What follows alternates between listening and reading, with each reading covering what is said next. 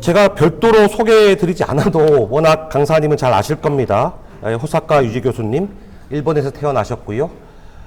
도쿄대학 공학부를 졸업을 하고 고려대학교 정외과에서 정치학 박사 학위를 취득하셨습니다. 2003년 8월에 한국 체류 15년 만에 한국 체류 15년 만에 한국 국적을 취득을 해서 현재는 한국인입니다. 아침논단, 100일의 아침논단 국제관계를 통해 본 한국 사회를 강의를 해주실 호사카 유지 교수님을 박수로 맞아주십시오.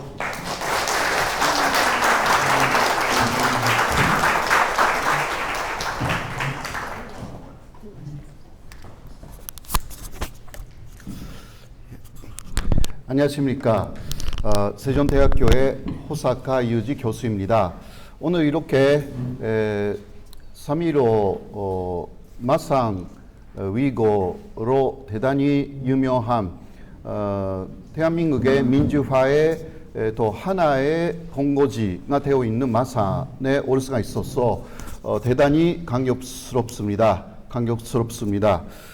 마산에 온 것은 두 번째가 됩니다. 전에는 어떤 대학교에서 역시 특강하러 왔는데요. 오늘 두 번째입니다.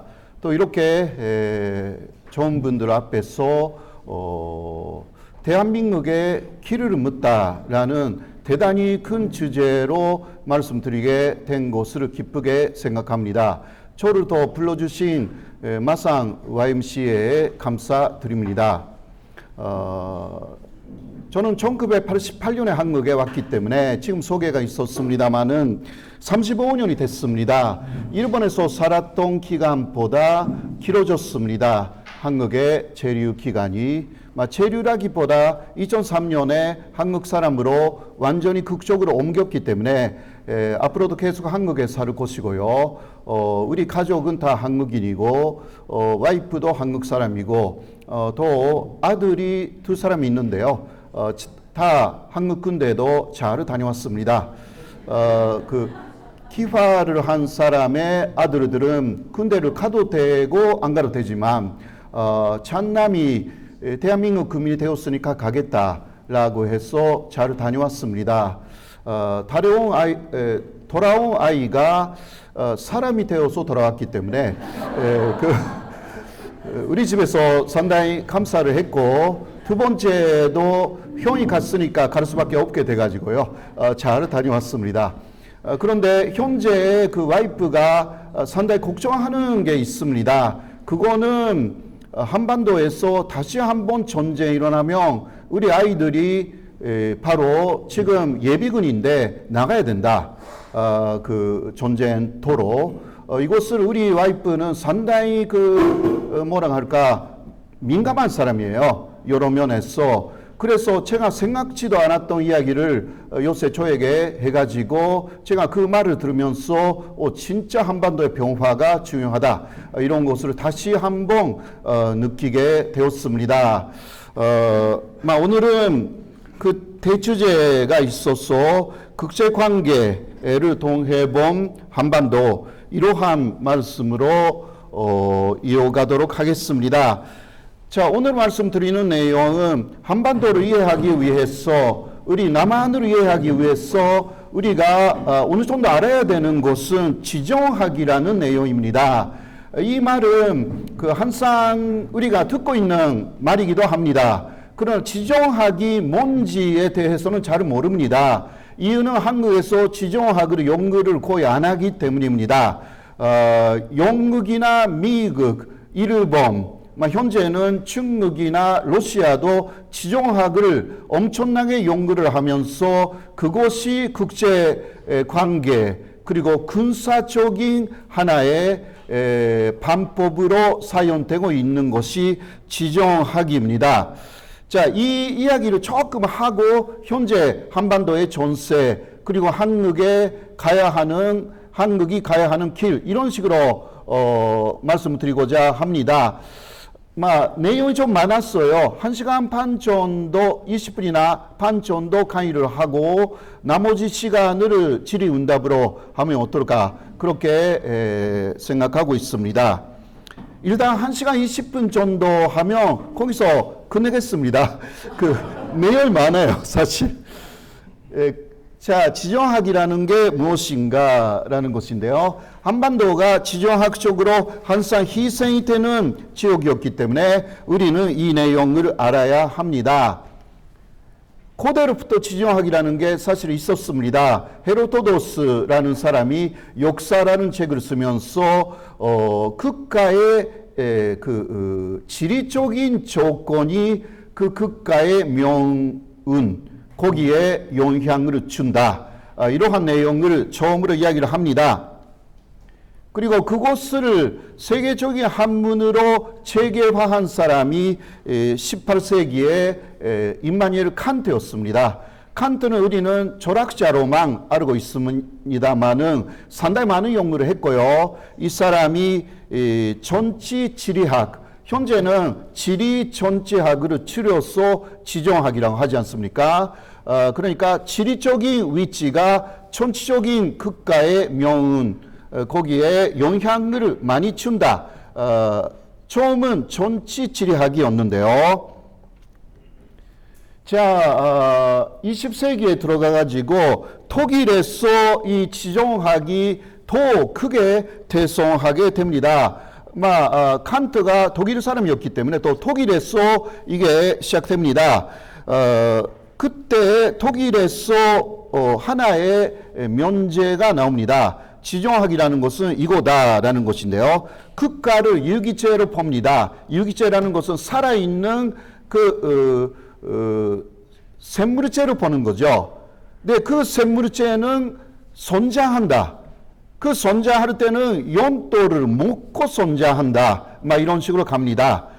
그래서 완전히 제국주의의 논리, 그러니까 침략을 전담하는 논리로 발전이 됩니다. 독일이 여러 나라하고 그때 전쟁했지 않습니까? 그래서 그러한 독일이 밀리지 않도록 하는 논리 중 하나였다라고 할 수가 있습니다.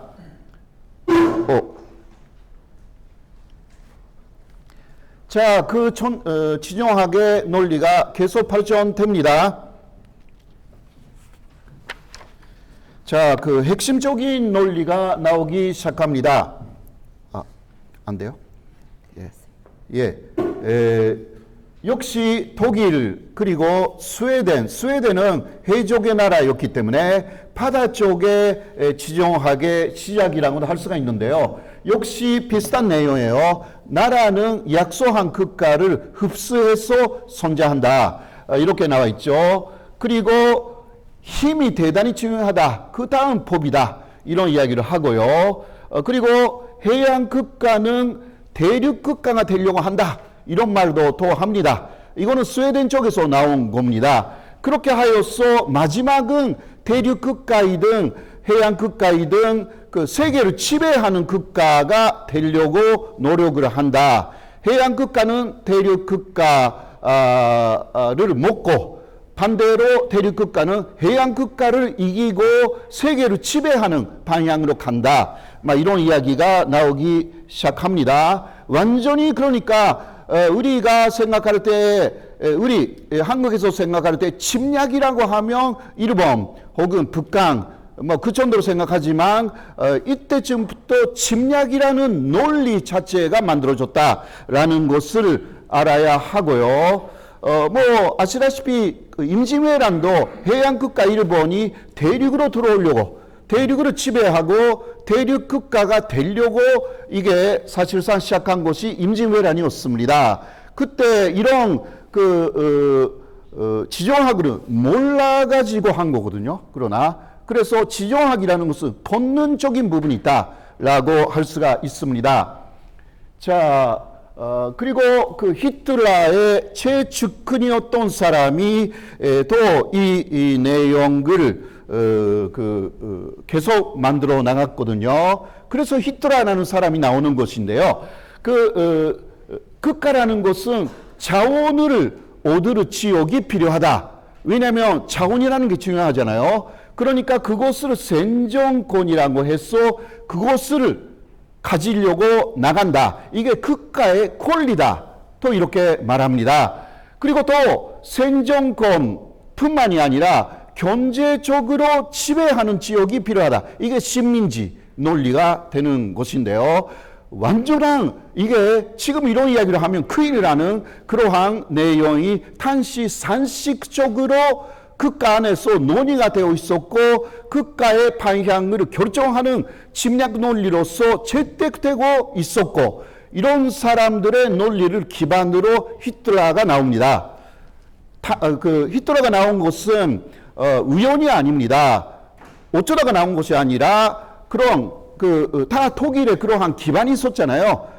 칸트 그리고 그 다음 계속 만들어진 그 지정학의 논리 그리고 측근이 바로 이러한 논리를 발전시켜 가지고 그때의 전략을 만들었다.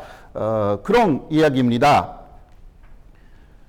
자 그리고요 이러한 독일 중심의 지정학의 논리는 이거는 대륙의 논리입니다.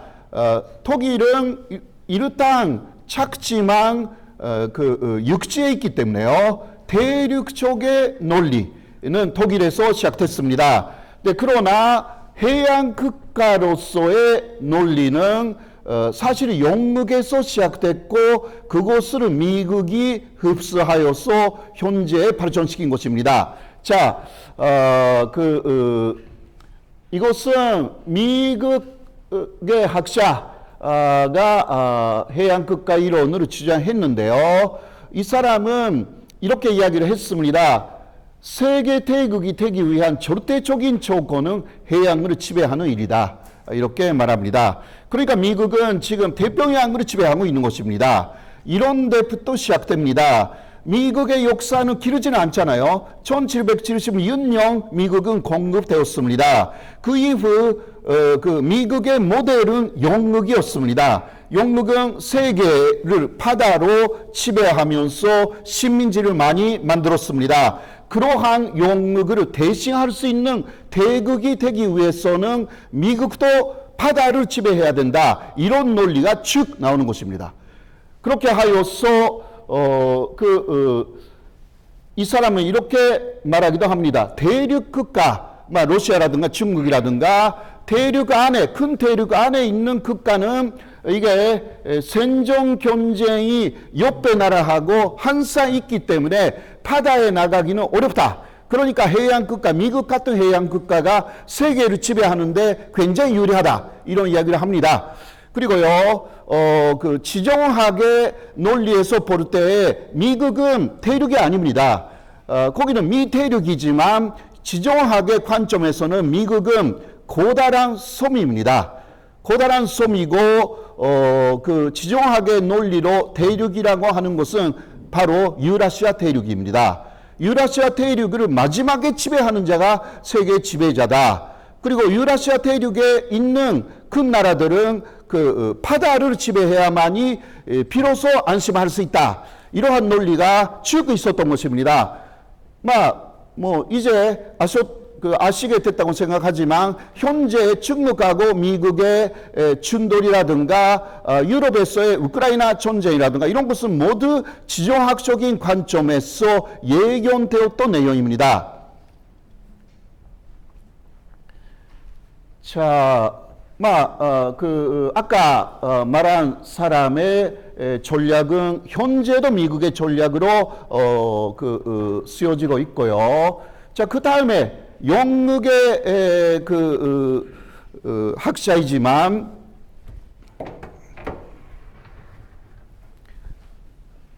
맥킨다라는 사람이 나왔습니다. 이 사람은 영국 학자였지만 대륙 국가 이론을 다시 한번 개평했습니다. 이 사람의 논리가 가장 유명합니다. 자, 그리고 이 지도가 또 굉장히 유명합니다. 맥킨다의 세계 지도라고 알려져 있고요.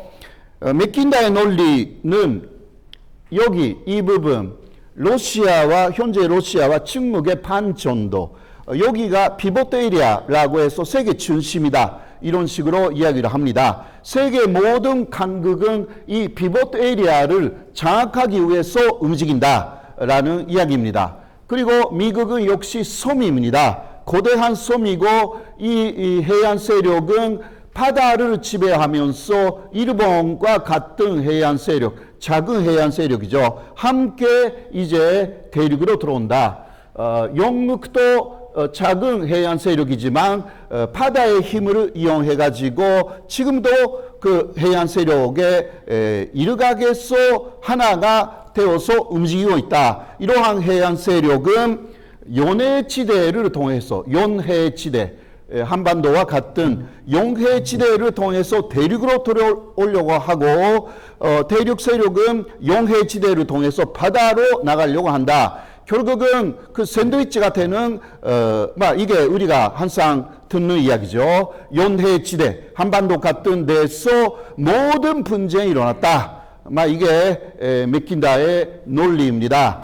자, 그리고요 우리는 항상 한반도를 중심으로 이 동아시아, 동북아시아를 생각합니다. 그러나 이러한 지정학이라는 것은 결국은 이 지역을 지배하기 위한 서쪽에서의 공력이라든가 아래에서의 공력이라든가 이쪽은 동쪽에서의 공력이죠. 이런 것을 항상 이야기를 해왔습니다. 특히 그 유럽이 굉장히 발전한 그러한 나라들이 많았기 때문에 결국은 독일의 지정학하고 이러한 해양의 지정학이 진도로 되는 시기가 온다. 이런 식으로 그 맥킨다는 예언을 했습니다. 어떤 것이냐? 바로 대륙 국가가 유럽을 중심으로 전쟁을 일으켜서 그곳을 확대해 나갈 것이다 라고 맥킨다가 예언을 합니다. 서쪽에서 그러니까 당신은 소련, 현재 러시아를 장악하는 움직임이 반드시 나올 것이다. 피봇 에리아를 장악하기 위해서 이게 바로 히틀러가 2차 세계대전을 일으킨 포르란드 침공이었습니다. 그 다음에 독소점, 소련을 공격하기 시작하죠. 이런 식으로 그 지정학이라는 논리는 실제로 세계사에서 많이 연구되고 그거대로 움직이는 사람들이 나타난 것이고요. 우리가 현재 한반도를 중심으로 이념적인 대결이다. 이렇게 많은 부분 이해를 하고 있습니다만은 바로 공산주의와 자유주의, 사회주의와 자본주의 이런 식으로 이해를 하지만 그러나 그것은 공산주의 자체에도 늦게 나온 논리고요. 민주주의도 마찬가지고 결국은 그러한 이념적인 싸움의 이면에 본질적인 부분에 있는 것은 지정학적인 싸움이다. 이 지정학이라는 게 뭐냐? 쉽게 말하면 나와바리 싸움입니다. 네. 나와바리 싸움이요. 그러니까 아주 인간의 본능적인 것입니다. 그러니까 같은 이념을 갖고 있어도 싸우는 것입니다. 마지막은 그 이념이 같은 타이다 라고 해도 안에서 주도권 싸움을 하지 않습니까? 비슷한 내용입니다. 바로 누가 대장이 되느냐, 누가 가장 좋은 자리를 갖느냐, 이게 지정학적인 싸움라고 할 수가 있는데요. 그래서 지금 세계 싸움은 다시 논리적인, 이념적인 싸움이라기보다 지정학적인 싸움에 가까워지고 있다라고 할 수가 있습니다. 자, 그리고 또 한 사람이 나타났어요. 이 사람 미국 사람이었는데요. 니콜라스 스페이크맨이라는 사람인데 이 사람이야말로 한반도와 같은 연해지대의 가치를 높여준 사람입니다. 어떤 면에서는 우리로서는 상당히 고마운 사람이기도 하고요. 이 사람 말합니다. 연해지대, 한국 같은 연해지대를 지배하는 자가 오히려 세계를 지배한다. 이렇게 하여서 연해지대가 갑자기 주목을 받는 논리적인 기초를 만들어 주었어요. 자, 왜냐고 하면 대륙 국가와 해양 국가의 분쟁은 모두 요네지대에서 발생했다. 이 사람이 역사를 연구하면서 이러한 그 결론을 도출합니다. 6.25도 그렇고요. 베트남 전쟁 같은 것도 그렇고요. 요네지대에서 많은 분쟁이 일어났습니다. 그리고 요네지대에 있는 나라들이 큰 나라라고 해도요, 많은 그 고통을 당했습니다. 인도도 크지만 요네지대에 있는 그러한 나라잖아요. 그러니까 인도는 그 계속 식민지가 되었고요, 영국에. 그런 이야기를 하는 것입니다. 그래서 이 사람이 한층 요네지대의 가치를 높여줬어요. 요네지대를 지배하는 자는 유라시아를 지배한다. 유라시아를 지배하는 자는 세계의 명운으로 지배한다. 그러니까 미국은 반드시 한반도에 옵니다.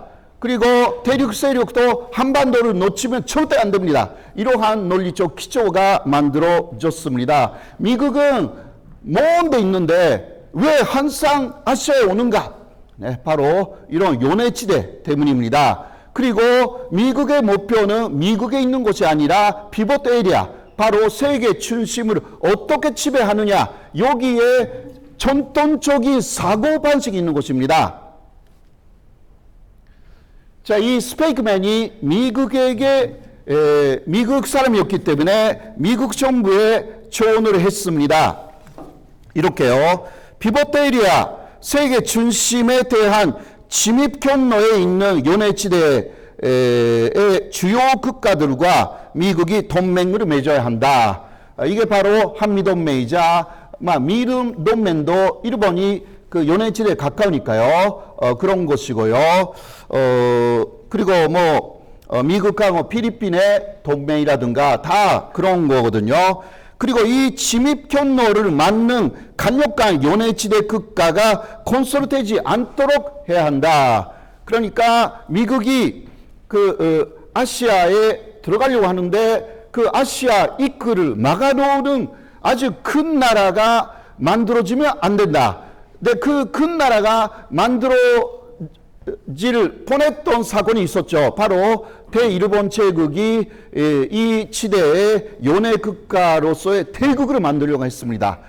그러니까 요네 국가를 지배하고요. 이게 당시에 일본이었죠. 그래서 해양 국가 일본이지만 요네 국가화 돼가지고 대국으로 만들려고 했기 때문에 미국이나 영국은 그것을 절대 용납하지 않고 일본을 패배시킵니다. 그러나 일본하고 미국이나 영국이 싸운 것은 그때뿐이고요. 항상 그 원래의 해양 국가로서의 방향이 같습니다. 대륙에 들어가려고 하는 방향은 똑같습니다. 라고 할 수가 있죠. 자, 그 다음 이렇게 말합니다. 그것을 위해서 미국을 빼고 현존된 요네지대 국가 간의 동맹을 분단시켜야 한다. 요네 국가끼리 동맹으로 만들면 거기에 미국이 들어가야 된다. 그래서 우리가 항상 생각했죠. 우리 이쪽에서 아세안이라든가 만들었는데 아세안 플러스 3라든가 거기에 미국이 반드시 들어갑니다. 여러 가지 이쪽에서 동맹을 만들면 미국이 갑자기 와서 들어갑니다. 그거 중국이 싫었다고 해서 중국 중심의 뭔가 조직체를 만들면 미국은 중국하고 함께 조직체를 만든 나라들을 또 데리고 다른 또 조직을 만듭니다. 이렇게 계속하고 있죠. 이게 미국의 전략이 이런 데서 오는 것이고요. 지정학적인 내용입니다. 그리고 동시에 대륙 국가가 요네지대 국가를 지배하지 못하도록 해야 된다. 지금은 북한을 지배했습니다. 어떤 면에서는 대륙 국가가요. 네, 이쪽은 미국이나 일본이 말하자면 남한으로 지배하는 그죠. 지배라고 하면 화가 나지만 그런 식으로 해서 요네지대를 분단시킨 것입니다. 그래서 이 요네지대에서 어느 쪽이 강한 힘을 갖는가라는 것이 지정학적으로 상당히 중요한 내용이고 그것을 위해서 힘을 쓰고 있는 부분들이 지정학으로 설명이 됩니다. 자, 한국의 전쟁 지정학으로 좀 보면요, 대충 이해가 되실 겁니다. 처음은 연해 국가였던 조선, 조선 시대부터 간단하게 보면요, 조선은 해양 국가 일본하고 이때는 대륙 국가 몇 나라에 조공하는 조공국이 됐습니다. 임진왜란 전까지는요. 그렇게 일본도 조공국이었어요. 몇 나라에. 그러한 시대가 한때 있었습니다. 그러니까 일본도 이때는 연해 국가처럼 대륙 국가에 그냥 조공하는 그러한 자세가 있었는데 도요토미데요시 분신스길이 임진왜란을 일으키면서 오히려 몇 나라를 지배하겠다 이런 식으로 한반도를 통해서 네. 근데 그거는 한반도에서 막아버렸고 이순신이 일본군을 완전히 격퇴시켰기 때문에 해군이 강했던 일본이었지만 이순신의 수군이 일본 수군을 완패로 만드는 기적이라기보다 그 내용을 보면 당연히 이길 수 있는 내용이었지만 일본군을 막아놨습니다. 그때. 그렇지 않으면 한반도 이순신이 없었으면 한반도를 일본이 지배하고 그 다음 몇 나라로 들어갔을 것이라는 이야기가 많이 있습니다. 여러 학자들이. 자, 그 다음 대륙국가 중국하고 연해국가 조선은 해양국가 일본하고 싸웠다. 지금 한 이야기입니다. 네. 그 다음 그 한 말을 보시겠습니다. 그 한 말은 먼저 해양국가 미국에 의해서 개한된 일본이요, 새로운 해양국가로서 이제 강화도 사건을 일으켜서 연해국가 조선을 개한시켰습니다. 그때 일본 지배하에 조선으로 들려고 강화도 조약을 맺었잖아요. 제1조에는 조선은 자주지방이다. 자유의 국가다. 이것은 말로는 좋지만 그러나 중국의 지배하에 있었던 그 조선하고 중국 사이를 분단시키고 일본의 지배하에 조선을 들여오는 그러한 시작이었습니다. 자, 그렇게 하여서 해양국가 미국은 일본을 개한시키고 또 그 일본은 연해국가 조선을 개한시켰습니다. 당시의 상황이고요. 그리고 이게 청일전쟁으로 가는 거죠. 대륙국가 청나라 그리고 해양국가 일본이 청일전쟁을 일으켰습니다. 이제 연해국가 조선 내에서 전쟁이 일어났고요. 그렇게 하여서 마지막은 해양국가 일본이 이긴 전쟁이었습니다. 이것을 토대로 일본은 또 중국 쪽으로 가려고 했지만 면성황후 시해 사건으로 인해서 이게 실패로 돌아갑니다. 많은 위변들이 일어나가지고 일본 세력은 일본으로 후퇴를 합니다. 그 다음 로일 전쟁이죠. 자, 로일 전쟁 대륙국가 러시아 vs 해양국가 일본 플러스 미국 영국이었습니다.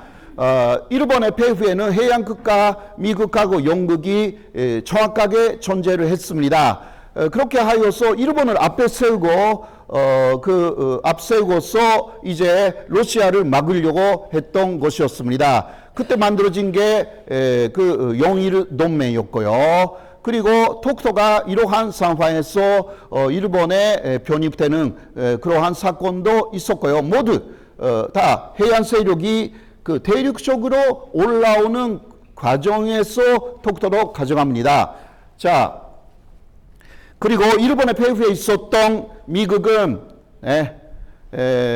영국하고 함께 일본의 한국 지배를 승인합니다. 당시요. 그것이 카츠라 테프트 밀약입니다. 잘 아시다시피 이것은 1905년 7월이었는데요. 일본의 대한제국 지배를 수행하는 대신 미국의 필리핀 지배를 수행한다. 교차 수행을 비밀 협정으로 했지 않습니까? 거기에 영국이 또 함께 소명을 했습니다. 이것이 해양 세력이 하나가 되어서 대륙 세력을 완파하려고 하는 그러한 하나의 사례라고 할 수가 있습니다. 이거 요새 학생들의 교재에도 나오는 거죠. 이 사이에 대한제국이 있었지만 약했기 때문에 이게 영국에서 그려진 그 사파이지만 대한제국이 없습니다. 이게 일본이고 영국이고 미국이죠. 러시아. 현재 같으면 여기에 한반도가 그려질 것입니다. 그러한 내용.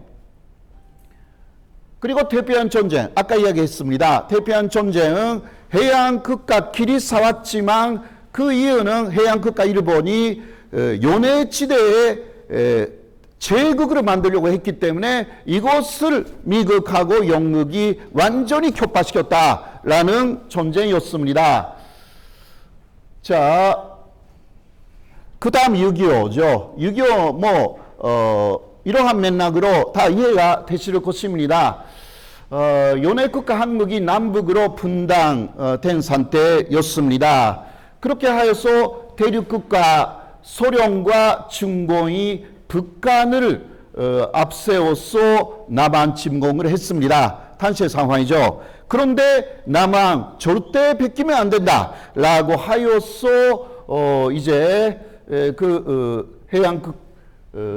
북한의 남한 침략이 성공으로 혹시 끝났다면요. 이거는 가상입니다. 한반도는 대륙 국가가 지배하는 그러한 구조가 됐습니다. 이거는 가상입니다. 네.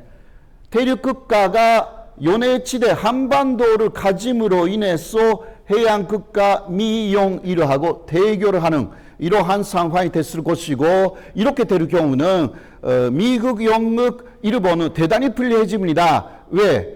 그 한반도를 통해서 대륙 국가가 다 해양으로 나가기 때문에, 네. 태평양에 나가버리기 때문에, 이게 오히려 대륙 국가가 태평양 다른 그 바다를 지배할 수 있는 그러한 방향으로 가는 것입니다. 이것은 미국이 망하는 길이 되는 거죠. 그러니까 미국은 한반도 남한을 지킵니다.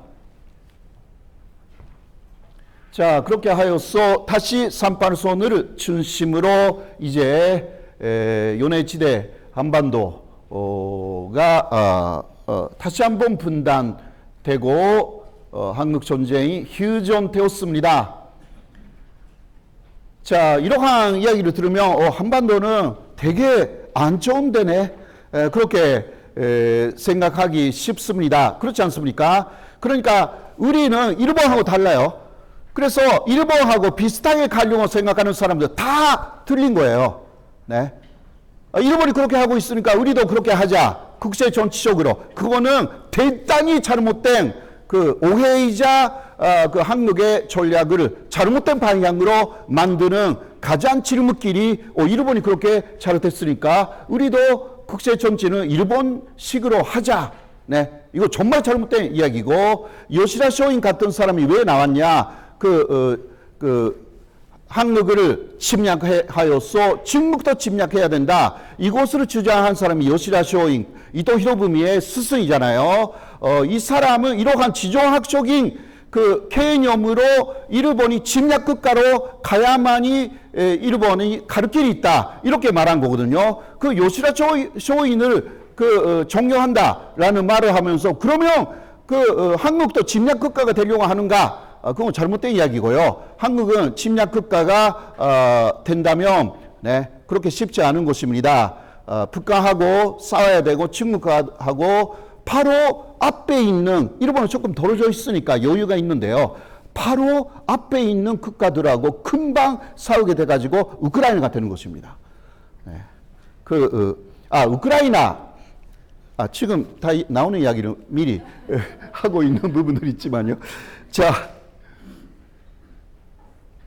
이런 이야기는 대충 했으니까, 이거죠. 바로 네, 우크라이나 사태와 한반도입니다. 우크라이나가 너무 크니까 한반도하고 전혀 관련이 없다고 생각하지만 아닙니다.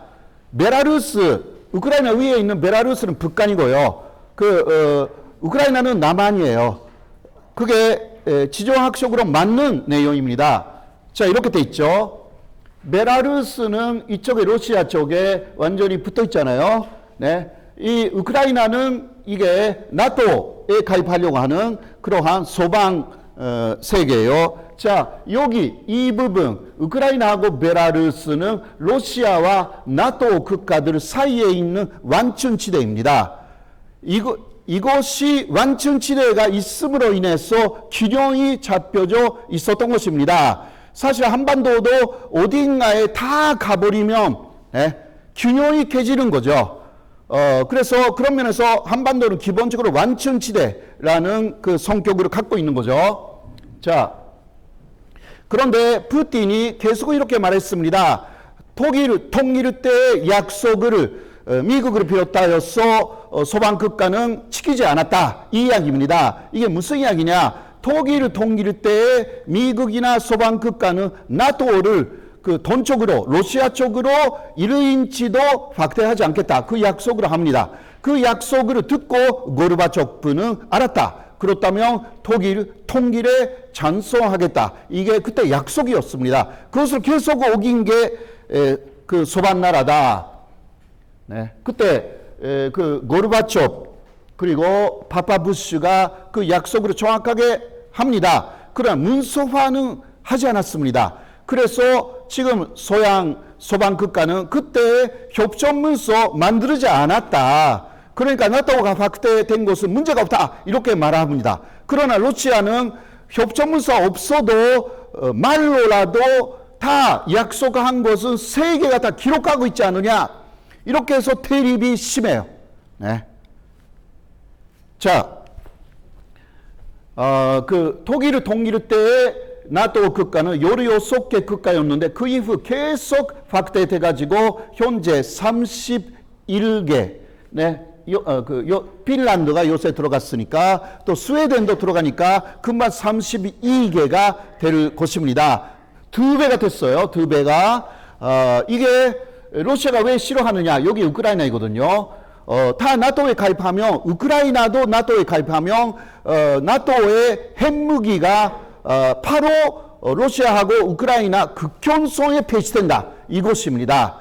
그러니까 그 푸틴이 미쳐버린 거예요. 진짜 미쳐버렸으니까 침공한 거죠. 왜?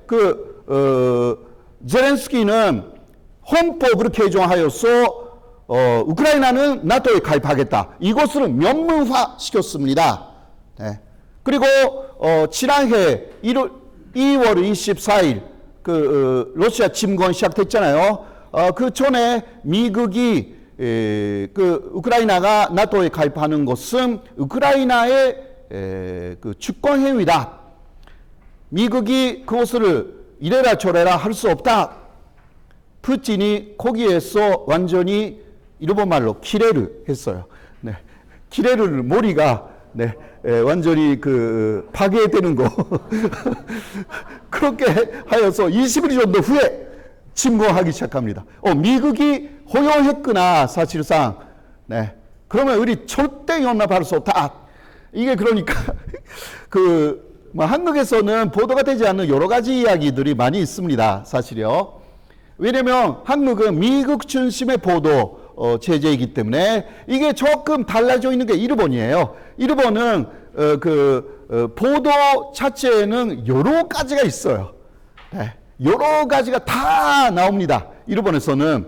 네.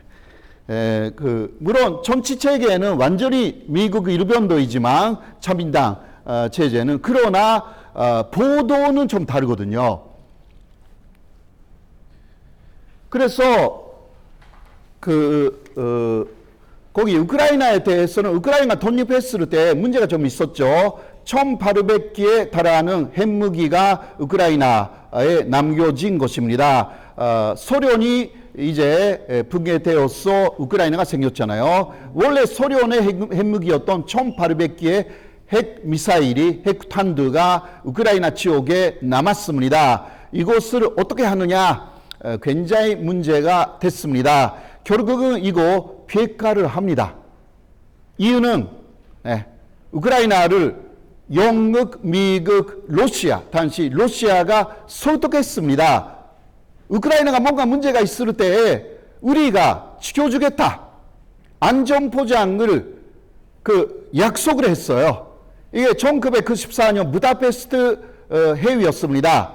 그래서 당시에 우크라이나는 순진하게 그것을 다 믿었습니다. 러시아, 바로 원래 소련이었잖아요. 러시아는 완전한 현재 국가, 동맹국입니다. 그렇죠?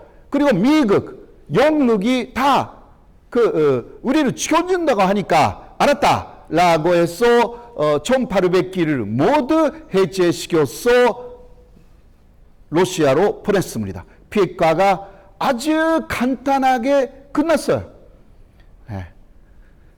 그러나 지금 우크라이나의 외교부 장관은 그때의 판단은 잘못이었다, 어리석었다 말하고 있는 거죠. 혹시나 지금 우크라이나에 핵이 있으면 러시아는 절대 침공하지 못했다, 막 이런 이야기고요. 그리고 더 우리하고 관계가 되는 부분은 이 우크라이나 사태가 있기 전에는 미국하고 러시아는 북한에 대해서 우크라이나 방식의 비핵화를 계속 요구를 했습니다. 우크라이나처럼 비핵화해라. 그러면 우리가 지켜줄게. 말하자면 이런 이야기죠. 그런데 그 러시아가 폐쇄한 것입니다.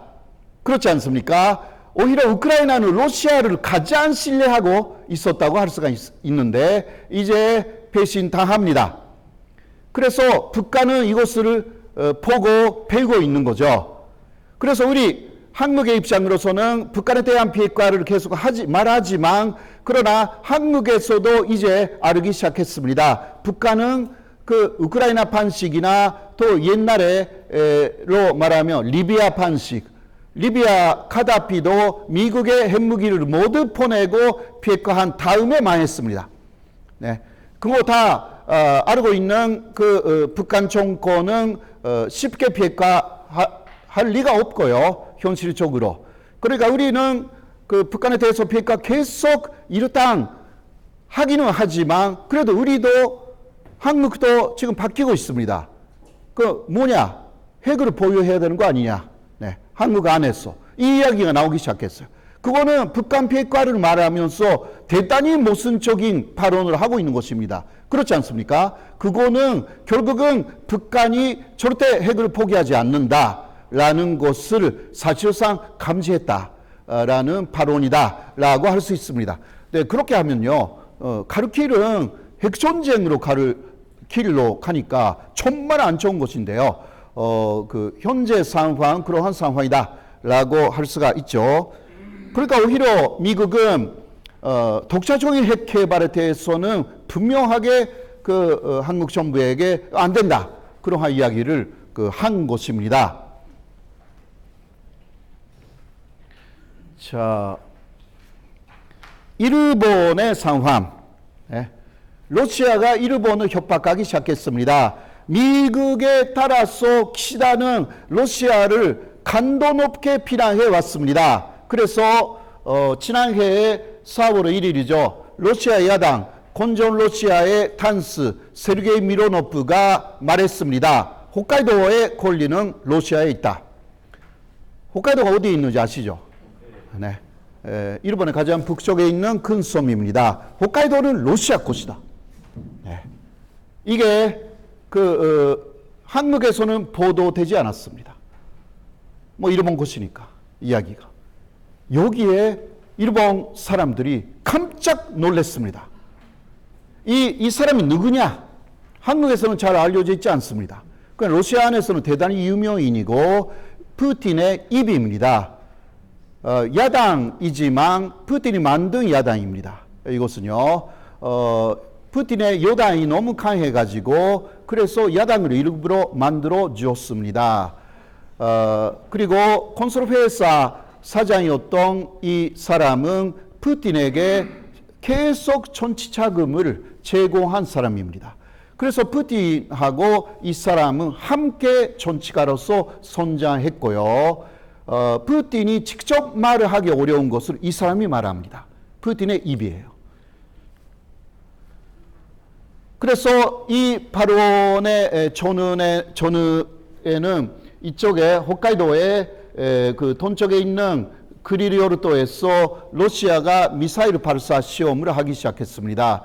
우리 한국에서는 그 북한이 이 미사일 발사를 하지만 일본에서는 북한 미사일 정보와 러시아 미사일 정보가 동시에 뉴스로 뜹니다. 한국에서는 이 부분도 많이 이야기하고 있지 않습니다. 그래서 지금 일본에서 방위백소가 매년 나오지만 지난해에 방위백소, 일본을 위협하는 세력으로서 러시아, 북한 침묵이 정확하게 기재가 됩니다. 이거는 동해에서 러시아의 SLBM이 지난해 4월에 또 발사가 됐습니다.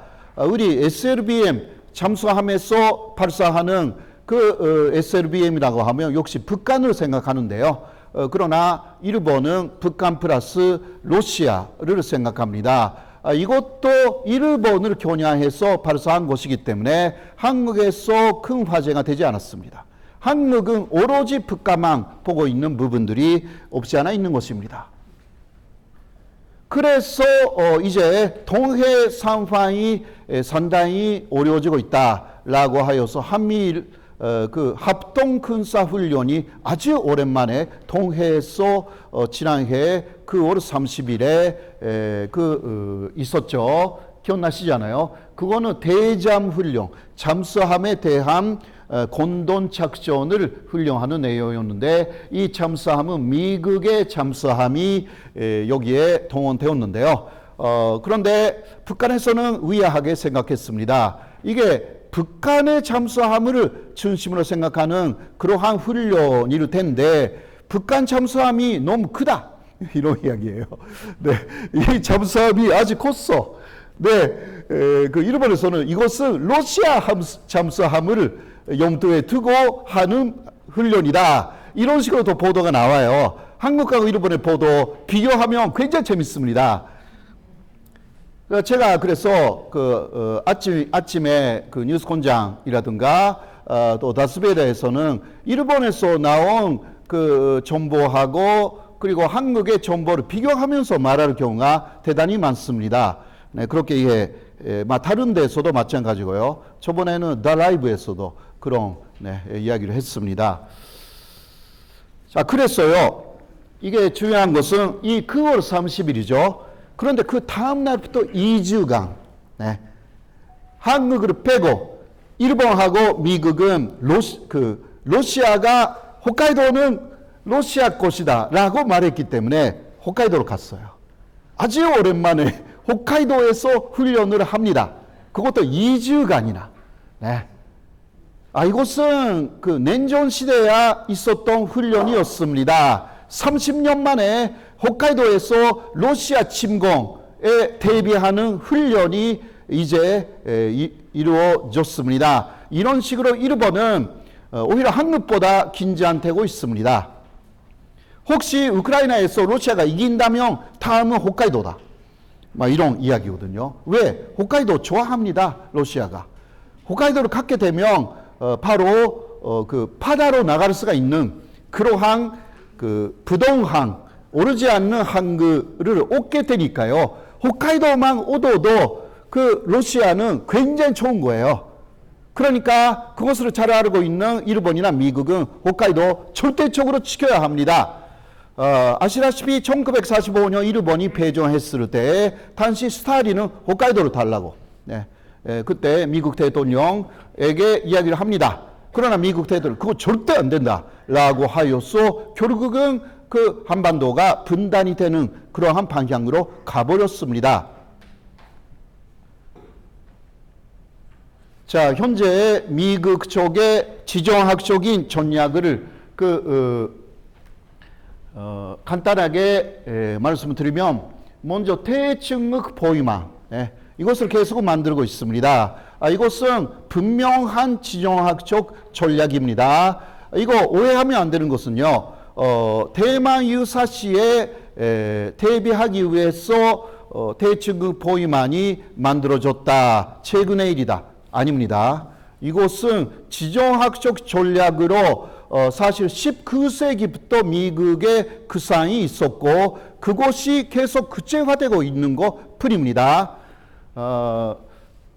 그게 코드라든가 오카스라는 동맹, 이거 등입니다. 동그라미가 조금 이거 없습니다. 네, 잘못 쓴 것입니다. 네, 그렇게 이해하시고요. 그리고 아시아판 나토를 만든다. 나토는 북태평양 군사기구인데요. 그런데 도쿄, 일본은 나토와 관계없는데 도쿄 3소를 개설하는 그러한 움직임이 계속 지금 진행되고 있습니다. 그래서 나토하고 동북아 지역, 아시아의 동쪽을 묶겠다. 그의 시작이 일본이다. 네, 이게 미국의 구상입니다. 네, 여기에 그러나 나토 국가 지원에서도 반대가 좀 있어가지고요. 프랑스가 강력하게 반대하고 있어요. 네, 그 이유는 아직 잘 모르겠지만, 자, 그 다음에 원활화 협정이라는 것을 일본이 계속 맺고 있어요. 주변 나라하고. 원활화 협정, 이거 들어보신 적 있으세요? 뭐냐, 이름은 괜찮죠. 뭔가 원활화 시킨다. 네, 그거 무엇으로 원활화 시키냐? 네, 군인들의 상호 교류를 완전히 원활화 시킨다. 비자라든가 가다로운 절차를 완전히 생략하여서 무기 거래도 아주 자유화. 거래하지 않아도 전쟁이 일어났다. 무기 필요하다. 그러면 금방 빌려줄 수 있는 혹은 빌려받을 수 있는 이게 무기와 전쟁 물자 그리고 군인들의 교류를 거의 자유화하여서 협정으로 맺은 두 나라가 하나의 군대를 만들기 위한 협정입니다. 준군사 협정인데 원활화 협정이라고 말은 조금 뭔가 다른 곳으로 들리니까 사람들을 속이는데 굉장히 좋은 역할을 하고 있는 말입니다. 먼저 지난해 호주하고 일본이 이것을 맺었습니다. 그리고 올해 1월에 영국하고 일본이 이것을 맺었습니다. 이때 맺어졌을 때 100년 만에 영일 동맹이 부활되었다. 이게 일본에서 난리가 났습니다. 자위대는 정식 군대도 아닌데 왜 이런 군사동맹을 맺어가는가? 이거 다 미국의 나토를 세계 확대한다라는 그러한 계획 때문이죠. 그러니까 러시아, 중국을 보위해야 돼. 완전히. 네, 러시아, 중국, 유라시아의 중심에 있는 피벗 에리아를 마지막은 포위해가지고 미국 중심의 강력한 군사체제로 만들어 나간다. 특히 개념이 강한 게 미국의 공화당 이상으로 민주당입니다. 민주당은 오랫동안 그러한 집단 안보 체제에 강한 당이고요. 공화당은 트럼프 때도 1대1의 경우가 많아요. 중국하고 싸울 때도 그냥 1대1로 싸우는 경향이 아주 강합니다. 그러나 민주당은 이제 그룹으로 싸우자. 그리고 2월에는 일본, 필리핀의 원활화 협정이 만들어졌습니다. 이 원활화 협정 마지막은 어디에 올까요? 네. 우리에게 올 가능성이 충분히 있습니다. 한국하고 일본이 원활화 협정을 맺자. 그 이야기가 언제 오르지 우리는 감시하고 있어야 합니다. 그런데 한국에서도 원활화 협정이 뭔지 좀 이해가 되었기 때문에 다른 이름으로 올 수가 있습니다. 또 뭔가 아주 부드러운 이름으로. 이게 원래는 처음은 한국에 대해서는 지소미아 그 다음에 악사였거든요. 지소미아는 군사정보 교환 협정, 악사는 군사물자 교환 협정입니다. 세계의 군사동맹이라는 것은 지소미아하고 악사를 맺으면 군사동맹입니다. 이렇게 되어 있거든요. 그것을 이명박 때 하려고 했습니다. 그러나 직전에 이게 군사동맹이 절대 한일 관계가 될 수가 없다라는 여론에 엄청난 반대로 무산이 되었습니다. 그때 그것을 지도했던 김태효 현재의 그 제1차장이 견질이 되었죠. 잘 아시잖아요. 그것을 이제 박근혜 때 먼저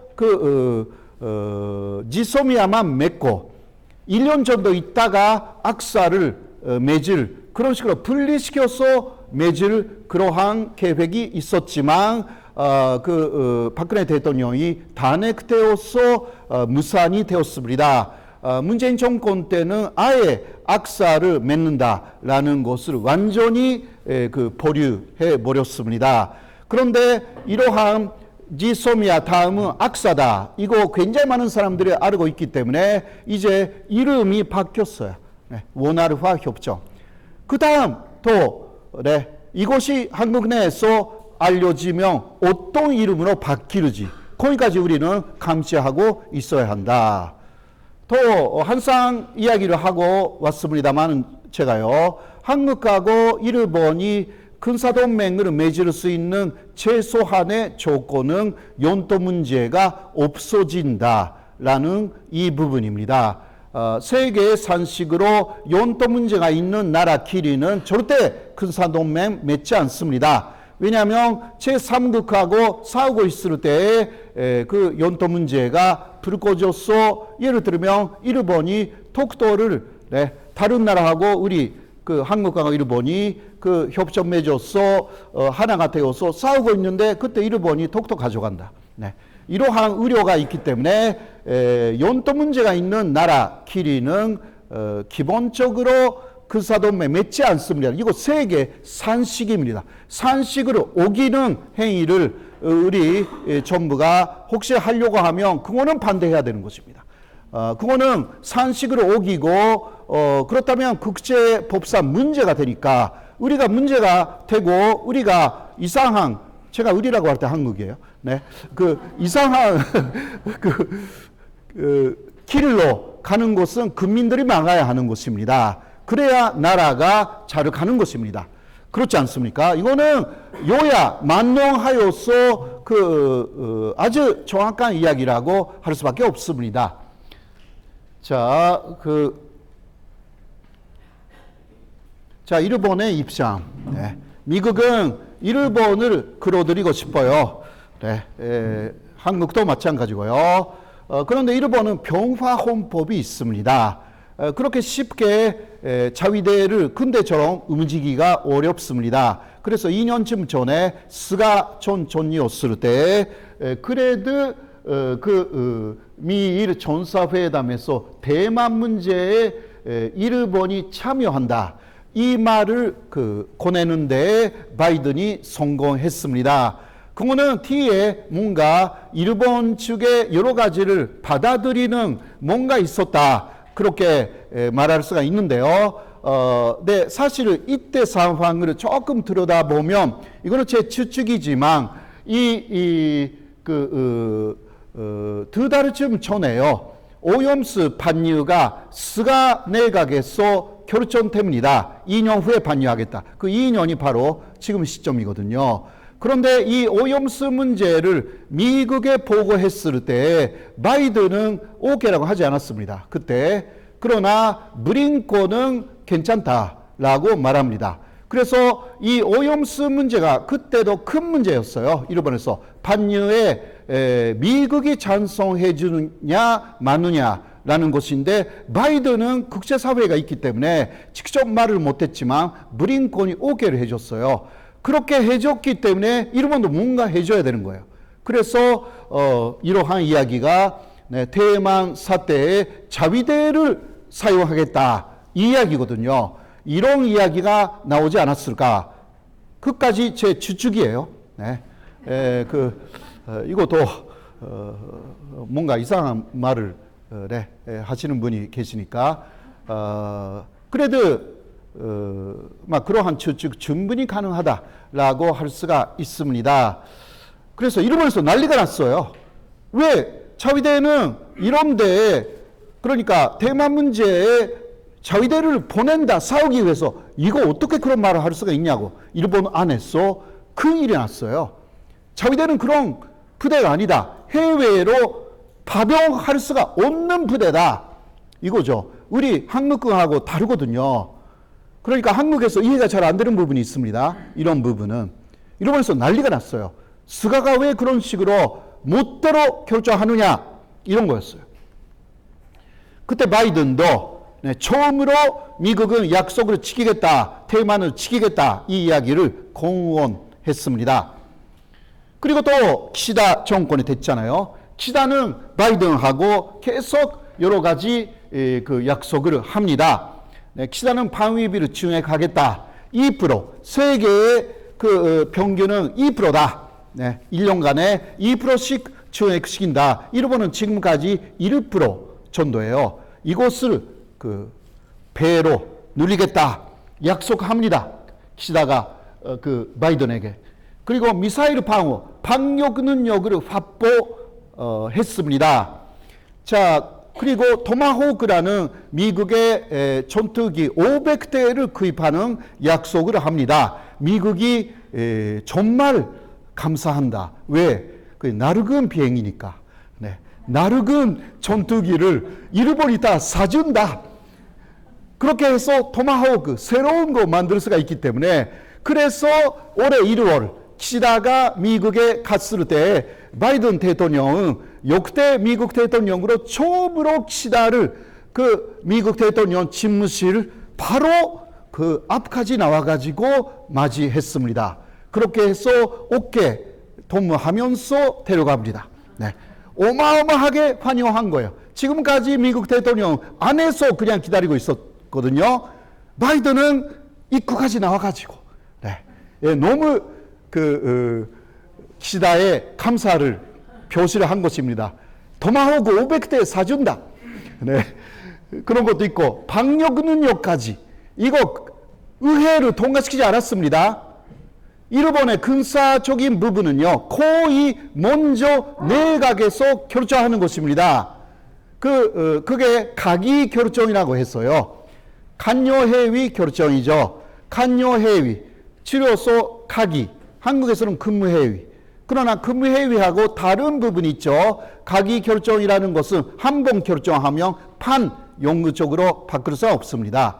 이거는 일제 간점기에 일왕의 결정의 흔적입니다.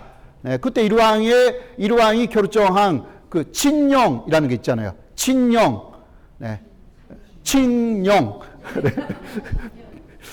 발음이 어려워가지고. 친령이라는 게 왕의 결정이니까 이거 절대적인 거거든요. 우리도 대한제국시대에 있었습니다. 친년체 41호. 유명하잖아요. 독도에 대해서요. 일본에도 있었어요. 친령. 그거 결정하면 절대적인 거예요. 바꿀 수 없어요. 그러나 일왕 체제가 산진적으로 바뀌었기 때문에 가기 결정이라는 내용으로 절대적으로 바꿀 수 없는 내용이 남아 있어요. 그 일본이 민주주의 국가이면서도 사실 존재주의 국가의 성격을 갖고 있는 것입니다. 그래서 일본 사람들은 다 개인은 다 좋은 사람들이에요. 만나면 위에 가면 갈수록 그 머리가 돌아가지 않기 때문이다. 왜? 가기 결정이 있기 때문에. 거기서 벗어나기가 어려운 거예요. 이게 안 됩니다. 말하기 못하는 제도예요. 그렇게 되어 있어요. 가기 결정. 그러니까 그것은 의회의 의견을 들을 필요가 없는 거예요. 이게 문제가 있어요. 거기에 화가 나가지고 키무라 류지라는 사람이 그 폭탄을 던졌잖아요. 키시다에게. 그 뉴스 나왔죠. 그 사람의 트위터가 발견돼가지고 일본은 가기 결정이라는 존재주의적인 성격이 있기 때문에 민주주의식의 존재주의 국가다 라고 주장하면서 단락적으로 그래도 폭탄을 키시다에게 던졌어요. 바로 1m 뒤에 떨어졌어. 큰일 날 뻔했어요. 그런데 아마추어였기 때문에 도질 때까지 52초 3초 후에 도지도록 만들었으면 그때 큰일 났어요. 키시다뿐만이 아니라 주변에 있는 사람들 다 엄청난 문제가 됐어요. 네. 그 윤봉길이 뭐 돈진 거 거의 비슷했는데 52조 잘못했어. 네. 그 사람으로서는 그래서 그 피해가 거의 없었습니다. 그러나 그 사람은 가기 결정 이거 잃어버리 잘못된 내용이다 계속 말하고 있습니다. 뭐 일리가 없는 게 아니거든요. 물론 그런 테러는 안 되지만요. 자, 그리고 또 요새 이런 이야기를 했어. 바이든이 일본에서 난리가 났어요. 일본의 방위비 증액은 나의 말을 기시다가 들은 것이다. 네. 이 말을 했기 때문에 일본에서 뭐야 기시다 그리고 일본 내각은 미국의 말대로 움직이고 있다. 일본은 독립국가 아니다. 그래서 이것으로 또 기시다의 지지율이 지금 내려가고 있거든요.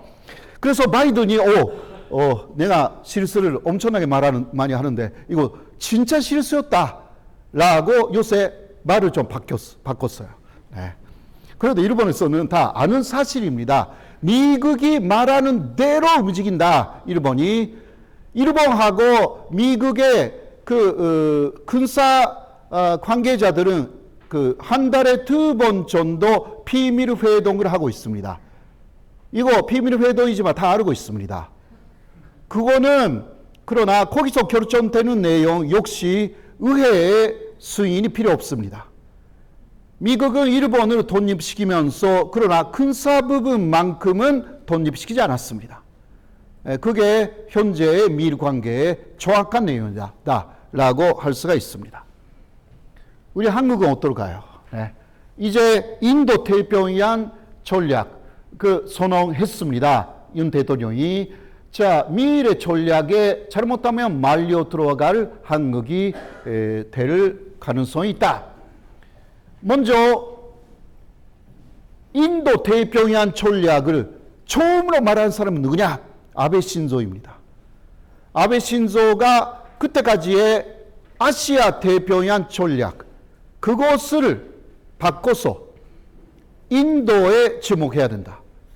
그렇게 미국에게 말했습니다. 미국이 그것을 수용했습니다. 이유가 뭐냐? 인도는 비동맹국이다. 그리고 대국이다. 이 인도를 그 미국 쪽으로 완전히 끌어들이는 것이 중요하다. 이게 일본 쪽의 주장이었습니다. 그래서 인도 태평양 전략, 비동맹국이니까 그 미국이나 러시아, 중국, 거기는 중국하고도 조금 대립적이고요. 그렇게 비동맹국은 상당히 어려운 나라입니다. 어느 쪽에도 가담하지 않습니다. 그러나 대국 그 인도를 그 미국 쪽으로 끌어와야 된다. 그래야만이 미국이나 일본의 찬내가 아시아 쪽에서 보장이 된다. 이게 좋은 이야기였습니다. 아베의 그러한 전략, 이게 완벽한 어떤 면에서는 그 중국 보위망이 되니까 이제 인도에 대한 작업을 하기 시작했죠. 그런데 인도는 말을 듣지 않습니다. 지금도요. 네. 그래서 미국이 인도 했는데 안 되구나. 그러면 역시 한국이다. 다시 이렇게 되기 시작했어요. 네. 자, 미국이 대만 유사시 군대를 대만으로 보내르지는 미지수입니다. 왜? 미국의 개정 결정권은 연방의회에 있기 때문입니다. 처음 60일까지는 대만에 가까운 데 있는 일본 자위대라든가 혹은 오키나와의 미군이라든가 주한미군이라든가 가담할 수가 있습니다. 그러나 본격적인 전쟁이 될 경우는 60일 이후는 미국 의회의 결정이 필요합니다. 현재 미국은 특히 하원에서는 그 공화당이 장악하고 있고 그리고 또 미국 국민들은 전쟁터에 미국 사람을 보내는 것을 싫어합니다. 요새 계속 그렇습니다. 그러니까 거의 부결될 가능성이 높습니다. 그러니까 미국이 온다라고 우크라이나처럼 생각하면서 거의 오지 않을 것이다. 이게 대만의 코민입니다. 대만의 코민. 그리고 일본도 한 발짝 그 뒤로 갔습니다. 우리 혹시 대만 유사시에는 이거는 그 일본 대만 위용 간담회 위용 연맹이거든요. 일본하고 대만하고 우호 관계를 갖고 있는 그 일화 연맹의 일본 쪽의 책임자가 요새 말했습니다. 혹시 대만 유사시가 일어날 때 일본은 우크라이나에서의 폴란드 역할을 할 것이다. 절대 직접 싸우지 않을 것이다. 이 말을 했어요. 그래서 지금 뭐 하고 있냐고 하면요. 폴란드는 무기를 공급하고 있잖아요. 일본에서 그 살상 무기를 공급할 수 있도록 평화 헌법의 아래에 있는 법을 개정하기 시작했습니다. 이게 일본에서 엄청난 지금 비판이 일어나고 있어요. 현재까지 평화 헌법 하에서 살상 무기를 쓰지 못하게 되어 있습니다. 일본에서. 그것을 지금 개정하는 움직임이 아주 세게 일어나고 있어가지고 평화를 사랑하는 사람들이 일본 정부를 비난하고 있습니다. 그러니까 폴란드처럼 무기는 공급하겠다. 일본이 그렇게 되면 한국이 어떻게 될까요? 이러한 부분들이 있죠. 자, 변수. 대만에서 미국에 대한 불신감이 확산 중입니다. 요새요. 아까도 얘기했지만 대만 사람들이 우리가 우크라이나처럼 될 것이다. 미국이 오지 않을 것이고 혹시 중국이 침공해 올 경우는 대만 우리가 앞장서서 싸워야 할 것이다. 그러면 그 우크라이나처럼 되니까 우리 싸우지 말자. 민진당에 투표하는 거 그만두자. 라고 하여서 민진당이 완전히 대만 독립 세력이잖아요. 거기에 대해서 반대 여론이 많이 나오기 시작했습니다. 요새요. 그래서 일단 대만 독립을 말하지 않는 국민당 지지하는 사람들이 지금 60%, 내년 1월에 총통 선거가 있는데 고달한 변수로 지금 나와 있습니다. 그러면 대만 유사시는 없습니다. 국민당으로 가면 현상 유지로 가는 거죠. 현재 대만 사람들이 미국을 절대 믿지 않고 있습니다. 이것을 위미론이라고 말합니다. 위심하다, 미국. 이거 대만 말로 위미론이라고 확산 중입니다. 현재요. 이런 이야기가 한국에서 많이 나옵니까? 어떠세요? 처음 들었어요? 일본에서는요, 계속 나오고 있어. 그러니까 언론이 조금 일본하고 한국이 다르다라는 부분입니다. 자, 한국은 지금 이념 외교를 하고 있잖아요. 사실. 그거 다 아는 사실입니다. 여기에 대해서 마지막에 말씀드리고, 거의, 아직 끝나지 않았네. 되게 많네. 자, 이거는 뭐 다 아시니까 다음 갑니다. 대중국 정책을 유화적으로 미국이 바꾸기 시작했습니다. 우리가 중국하고 대결 자세를 강하게 갖고 있는 그 와중에 미국은 바뀌기 시작했어요. 먼저 브링컨이 미국으로 갔죠.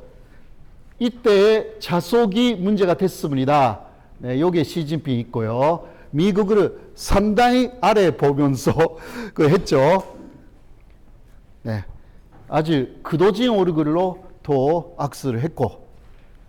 그런데 트럼프 시절에 국무장관 티라손이 갔을 때 같은 대등한 의자에 앉았습니다. 그렇게 대접을 해줬어요. 중국 쪽에서. 브링컨이 가기 이틀 전에 빌 게이츠가 갔을 때도 대등한 의자에 앉혔습니다. 빌 게이츠보다 브링컨이 아래다. 이런 식으로 미국의 중국이 보이고 있는 거거든요. 화가 나가지고. 이렇게 활짝 웃으면서 그 악수도 하고. 네, 일론 마스크 등 미국의 대기업 CEO들이 잇따라 중국을 방문하고 있습니다. 현재요. 왜 그러냐? 이게 최근 중국을 방문한 미국의 대기업 CEO들 굉장히 많습니다.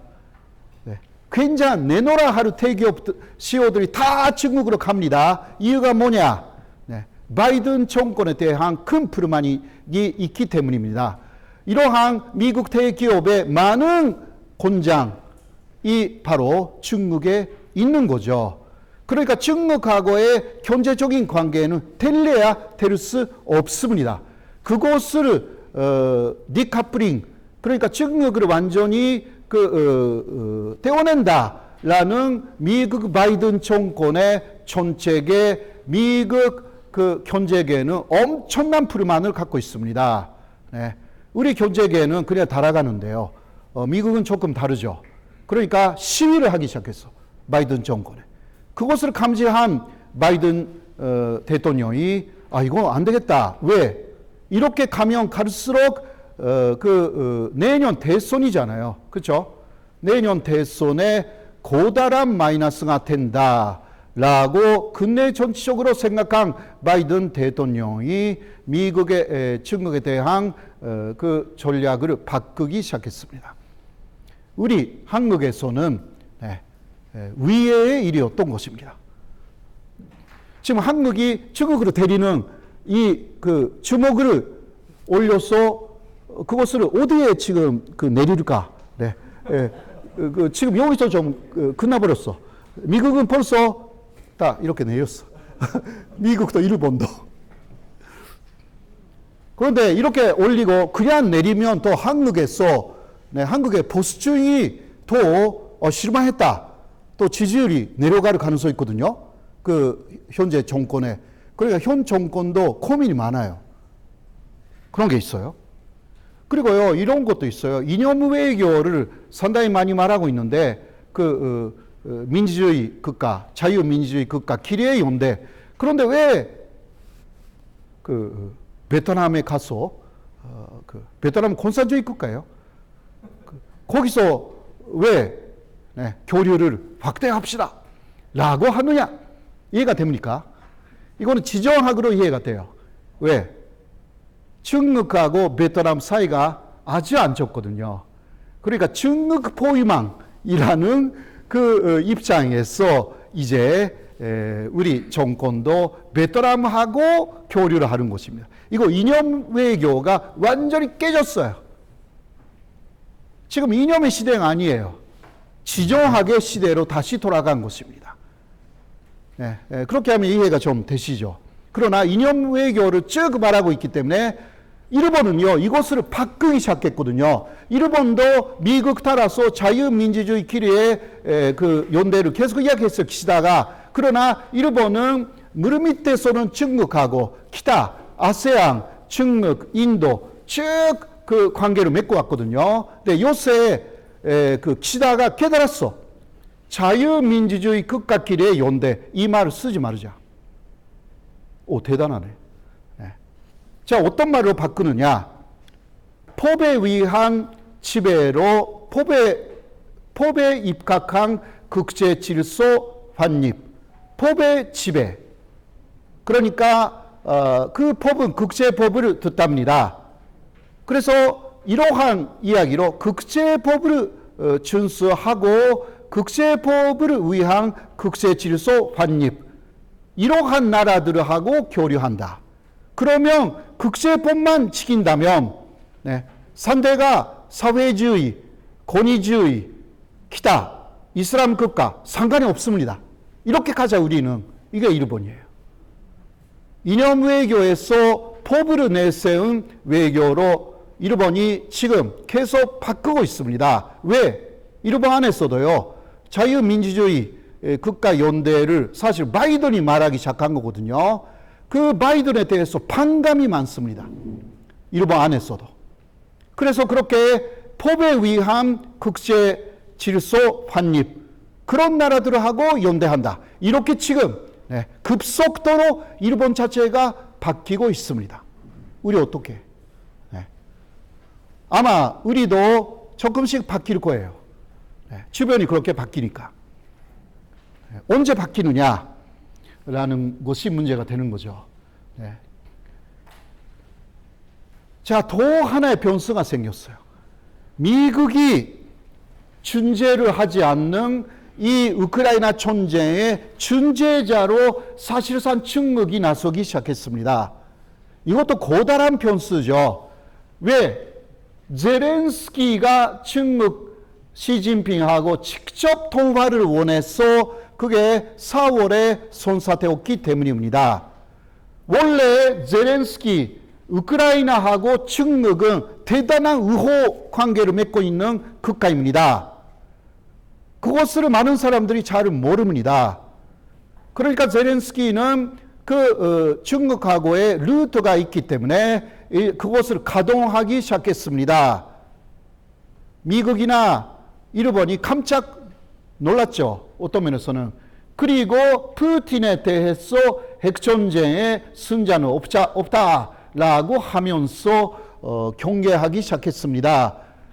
여기가 붙으면 안 된다라는 게 미국하고 일본의 그리고 자유주의 국가의 기본적인 생각인데요. 손을 그었습니다. 시진핑 야망 있잖아요. 중국이 그 다음 세계 질서의 중심으로 가야 된다. 오히려 미국이 세계 질서를 어지럽히고 있다.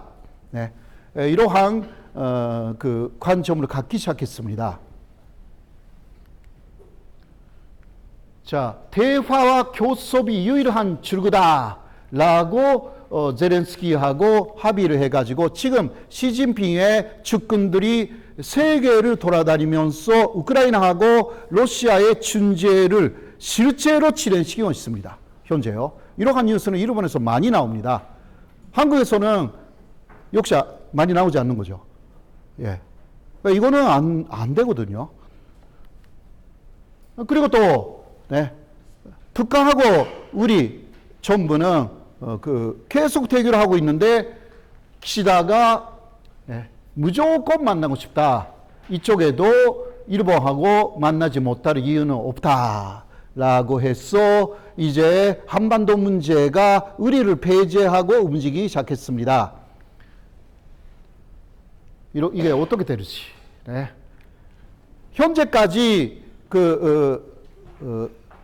아베하고 키시다까지는요, 북한 정권은 아베 촌리, 스가 촌리, 죄송합니다. 아베 스가까지는요, 촌리라는 호칭을 붙이지 않았어요. 항상 아베, 스가 이렇게 했는데 키시다에 대해서만 키시다 촌리 이렇게 호칭을 바꿨습니다. 이거 키시다가 촌리가 되었을 때부터 현재까지 그렇습니다. 왜? 키시다의 성향은 극우가 아니라 등거리 외교, 미국하고 중국 사이에서 등거리로 외교를 한다. 이게 키시다가 속가는 키시다파, 원래 고치회라고 하는데요. 거기 일본 내에 파벌의 병파 외교의 기본입니다.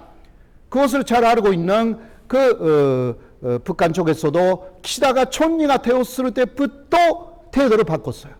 키시다도 스가까지의 북한 정책을 바꿨습니다. 납치자 문제가 해결된 이후에야 북일 수교할 수 있다. 그런 순서를 바꿨습니다. 어느 쪽든 상관이 없다. 북일 수교가 진행되면 또 그 과정에서 납치자 문제는 해결되는 것이고, 납치자 문제가 해결되면 북일 수교는 쭉 가는 것이다. 그렇게 해서 미국을 서로 또 가기 시작했고, 지금 이 움직임을 다 미국으로 보고하고 있다고 합니다. 미국은 이것은 한반도의 평화에 이바지 된다라고 해서 허용했다고 합니다. 이것도 다 일본에서 보도가 나오는 내용. 우리 어떻게? 이게 뭐 김호준 씨가 항상 하는 이야기인데 우리 어떻게? 자, 외교의 기본은 우호관계 그 축에 있는 거잖아요. 그렇죠? 외교의 기본은 그런 것입니다. 외교로 대립을 이야기한다면 그것은 전쟁으로 가는 길을 여는 행위입니다. 이거는 막아야 되는 거죠. 네. 한반도의 평화를 지켜야 길이 보인다. 오늘은 대한민국의 길을 묻다. 이기 때문에 사실 결론적 이야기가 되는데요. 한반도는 평화 이외에는 길이 없습니다. 어느 쪽에 완전히 붙어가지고 가면 전쟁이 일어나는 것입니다. 여기가 우크라이나가 돼버리는 것입니다. 이거 다 아시는 이야기이지만요. 한반도는 연해지대이자 완충지대이다. 한쪽에 붙고 한쪽과 대립하면 한반도에서는 제2의 6.25가 일어나고 한반도는 제2의 우크라이나가 된다. 한국은 한미동맹, 대북한동맹, 한미동맹의 기본은 대북한동맹이잖아요. 대중국이 아닙니다. 네. 그 틀을 유지하면서도 중국과는 의호관계를 가야 합니다. 의호관계로. 이 대북한 동맹으로 확대하여서 대중국, 대러시아로 그렇게 확대시키려고 하는 게 미국의 전략이거든요. 네, 그쪽으로 가면 안 된다.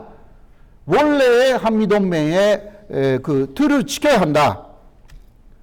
지금 근산에는 미군 기지가 계속 확대되고 있다. 이런 이야기가 있잖아요. 그리고 이것은 스라라는 영화를 보고 알게 됐는데요. 스라 혹시 보셨나요? 스라 보세요. 스라. 네, 갯벌의 이야기입니다. 소해안에. 지금 한국 내에 필요 없는 국제공항이 엄청나게 많이 만들어지고 있다. 네, 하루에 한 사람도 이용하지 않는 국제공항이 만들어지고 있다. 왜 그러냐? 다 폐쇄하면 되지 않느냐? 스라에 나오는 사람의 이야기인데요. 이거는 언젠가는 중국하고 싸우기 위해서 미국이 사용할 수 있게 공항을 늘리고 있구나 라고 느낀대요.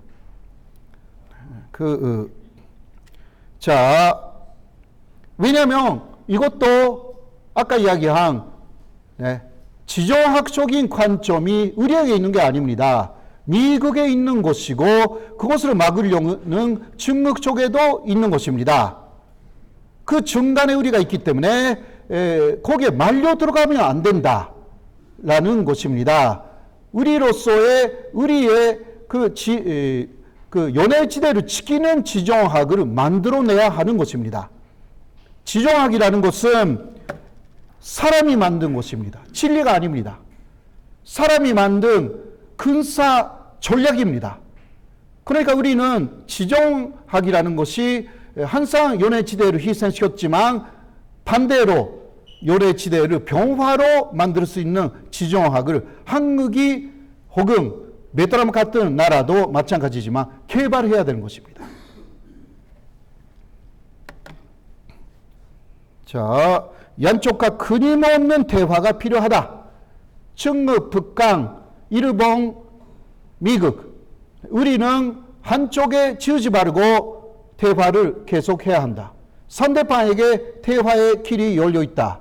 그렇게 해서 대화를 하지 않는 것이 아니라 적극적으로 대화하러 나서야 한다. 중국이나 그리고 북한하고도. 북한에게는 대화의 길이 열려 있다. 니들이 대화하러 와라. 이러한 태도이면 한반도의 평화를 지킬 수 없습니다. 그러니까 명분 싸움으로 너무 내세우면 안 됩니다. 전례적으로는 남북 평화 공존을 이룩하여서 한반도가 연쇄 중립 지역으로 가는 것이 바람직하다고 저도 생각하고 있습니다. 연쇄 중립이라고 해도요, 아시다시피 고종 황제도 연쇄 중립국을 선언했습니다마는 세계가 인정하지 않았습니다. 왜? 약했기 때문입니다. 그래서 연쇄 중립국이 되기 위해서도 강한 군사력, 강한 경제력, 그리고 인구도 많아야 되고 강한 기술력이 있어야 됩니다. 그렇게 하여서 한쪽으로 붙는 게 아닙니다. 연쇄 중립국으로 한반도를 완전히 만들어 나가야 되는 거죠. 여기까지로 1시간 20분 지났지만 1시간 반 됐습니다만은 제 말씀을 모두 마치겠습니다. 오랜 시간 수고하셨습니다.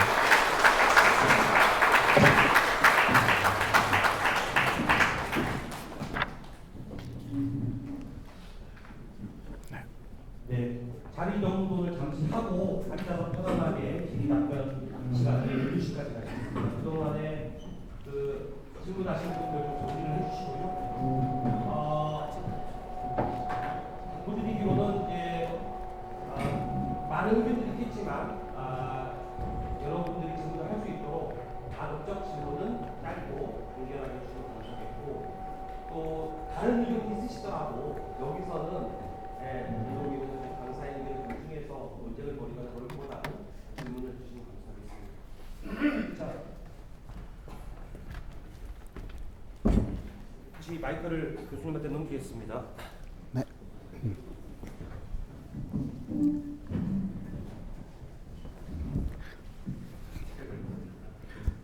제 책을 홍보해 주셔서 대단히 고맙습니다.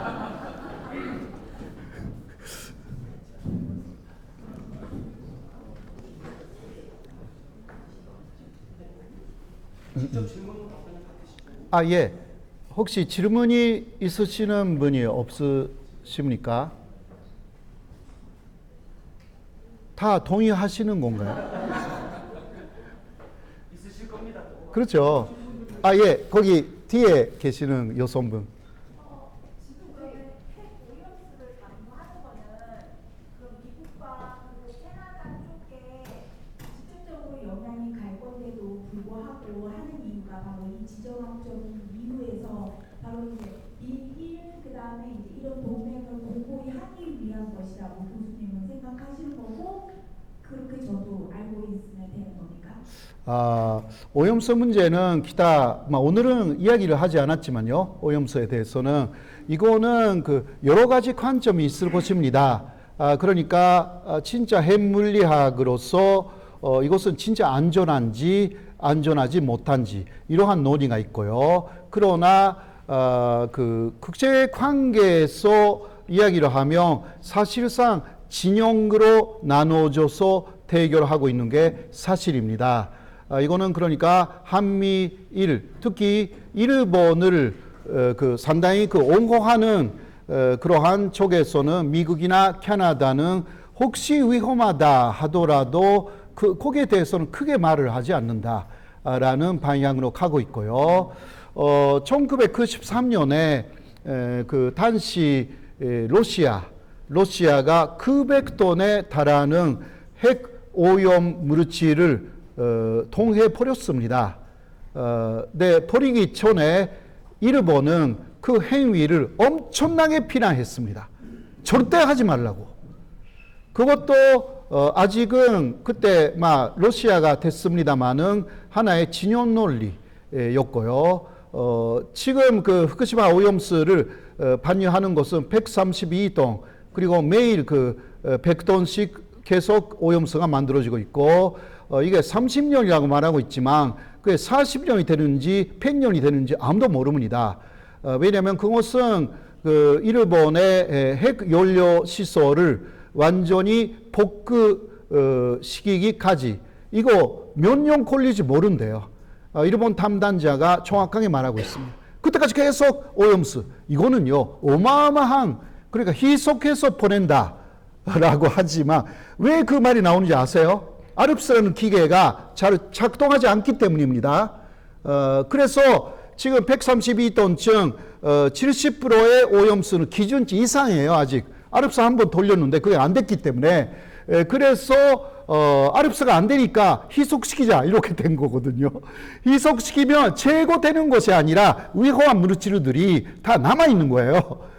이게 문제거든요. 그러니까 앞으로는 다시 제거해서 제거 작업을 몇 번이나 하여서 그런데 아르프스가 안 되면 몇 번 해도 안 됩니다. 이건 아직 아무도 몰라요. 하겠다고 해놓고 안 하고 있으니까.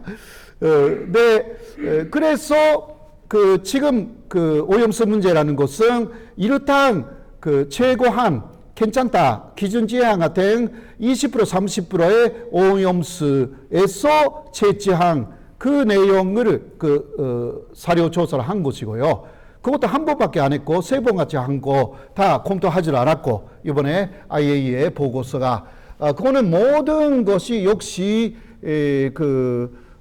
지존 논리 플러스 IAEA라든가 또 일본 내에서도 그렇고요. 한국 내에서도 핵시설을 확대시키는 게 옳다라고 생각하는, 그러니까 원자력 발전소를 계속 만드는 것이 옳다라고 생각하는 사람들하고 아닌 사람들의 대결입니다. 예. 일본도 그러니까 핵시설을 없애자, 원전 다 없애자라는 사람들이 강력하게 반대하고 있는 거죠. 그래서 오염수 반려의 찬성이 45%, 반대가 40%잖아요. 일본에서. 바로 그러한 진영적인, 이거는 그러니까 원전에 대한 찬성이냐 반대냐, 이런 것들이 꽤 많이 작용되고 있다. 저는 그렇게 보고 있습니다. 한국 안에서도 그렇잖아요. 아무리 핵물리학자, 원자력 안정에 관한 학자들도 두 개로 나눠져 있습니다. 한국에서도요. 그거는 여러 가지 이유가 있지만 여기서 계속 말을 못하지만 하나의 진영 논리, 그리고 그러한 지정학적인 부분도 있지만 원전에 대한 사고 방식의 차이, 그런 것도 있습니다. 이 정도로 마치겠습니다. 네. 또 선생님, 우리 민주화서 마산에 오신 것을 환영합니다. 저는 퇴직 교사인데 마산 인근의 시골에 살고 있는 이순길입니다. 선생님 강의를 감동 깊게 들었고, 그런데 지정학적 원리가 그렇다 하더라도 선생님 말씀처럼 그 지정학의 원리를 움직이는 것은 결국 저는 사람이라고 봅니다.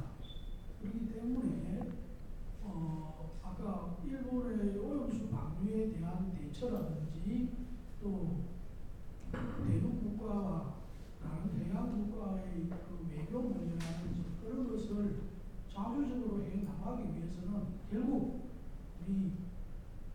우리가 할 수 있는, 영향을 미칠 수 있는 범위 남쪽에 자주 정부가 들어서야 된다고 생각합니다. 제 의견에 대해서 어떻게 생각하시는지. 예, 저도 돈적으로 동의하는 바입니다.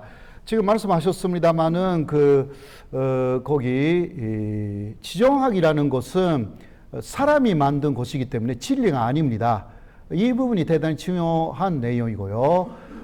그리고 우리가 해야 되는 것은 아까도 이야기했지만 한반도로서의 지정학이, 그러니까 한반도를 평화로 만드는, 그리고 주변 국가도 평화롭게 대결이 아니라 화해로 이끌어질 수 있는 그러한 지정학이 필요하고요. 그러니까 노무현 대통령이 전에 밸런스라는, 한국은 밸런스라가 된다, 이런 이야기를 했는데 그게 지정학적인 관점에서도 맞는 이야기입니다. 물론 북한이라는 존재가 있기 때문에 북한하고의 관계를 어떻게 하느냐라는 부분들이 좀 있습니다만은 한국에서 새로운 지정학이 만들어지면 그거는 획기적인 역사적인 일이 됩니다. 일본이나 미국은 새로운 지정학을 만들 수가 없고 그 사람들의 해양 세력으로서 세력을 확대하려고 하는 사실상 침략적인 지정학이 될 것이고,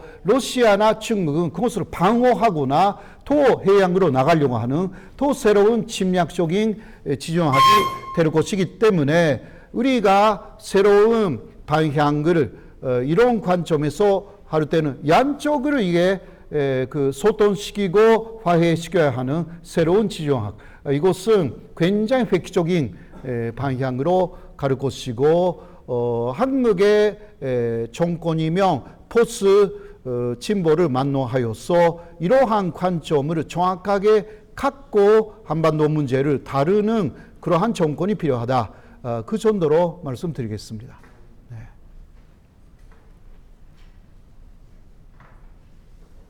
교수님 강의 잘 듣습니다. 기경학의 저는 서입지라고 하고요. 강의 기경학에 대해서 제 사실 많이 듣지를 못했는데 오늘 제대로 좀 지식을 갖게 되어서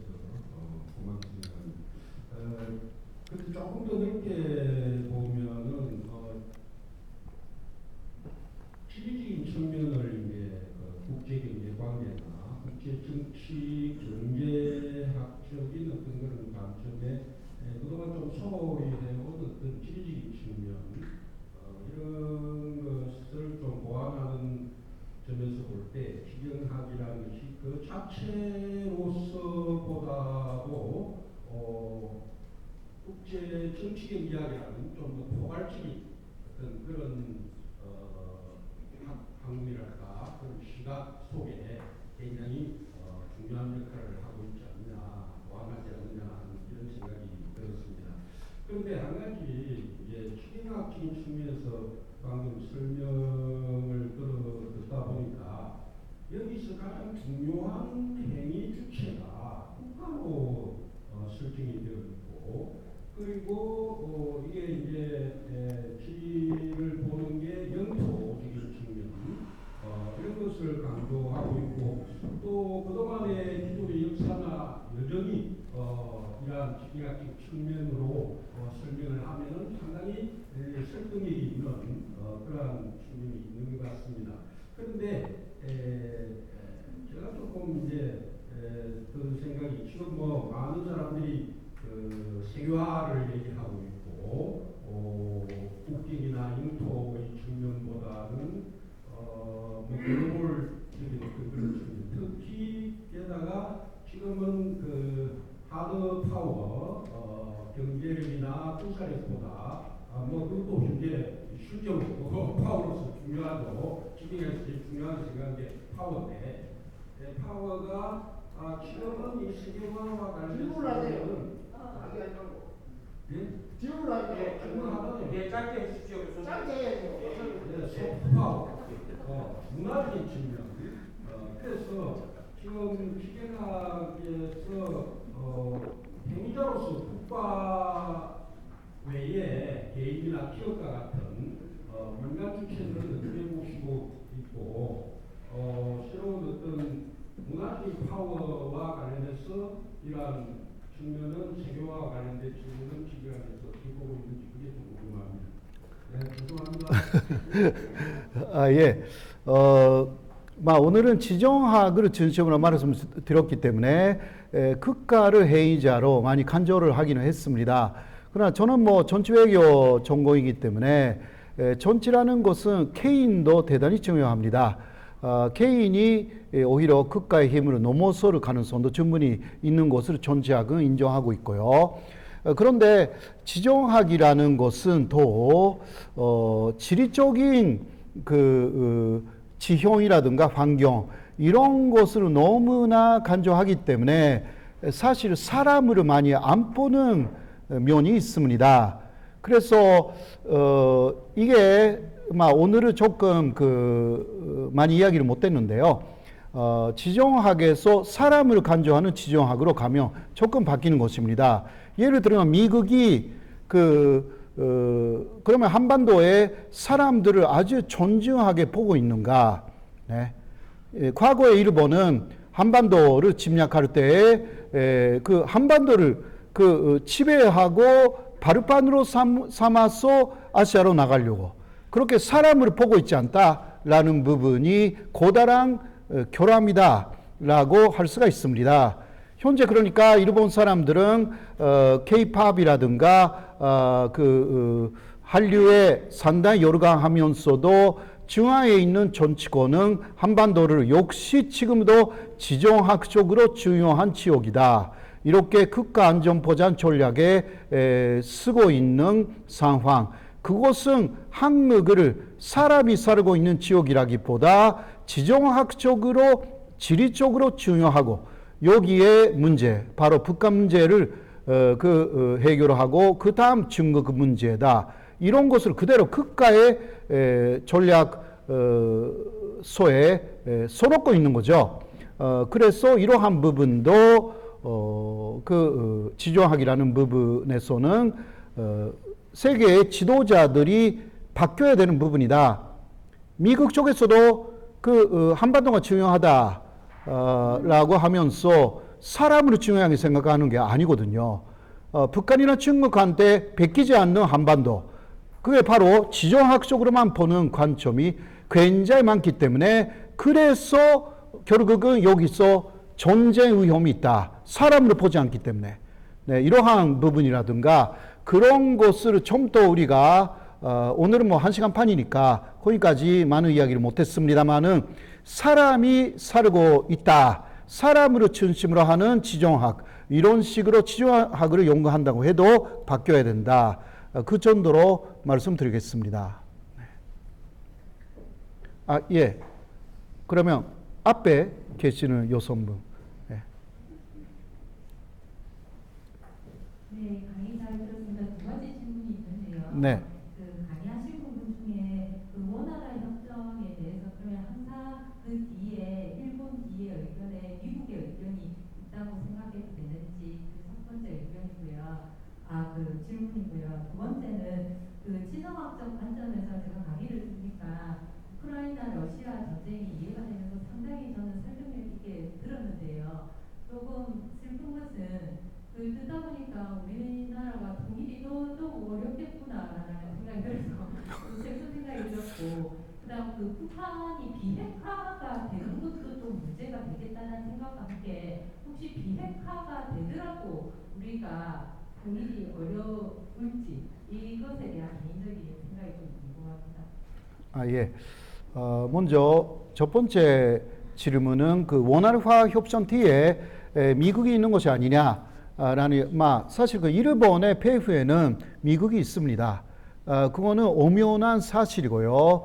이거는 그 아까도 이야기했지만 국계를 통과시키지 않아도 되는 그 한미일 간의 군사 회의가 한 달에 2번씩 열리고 있다.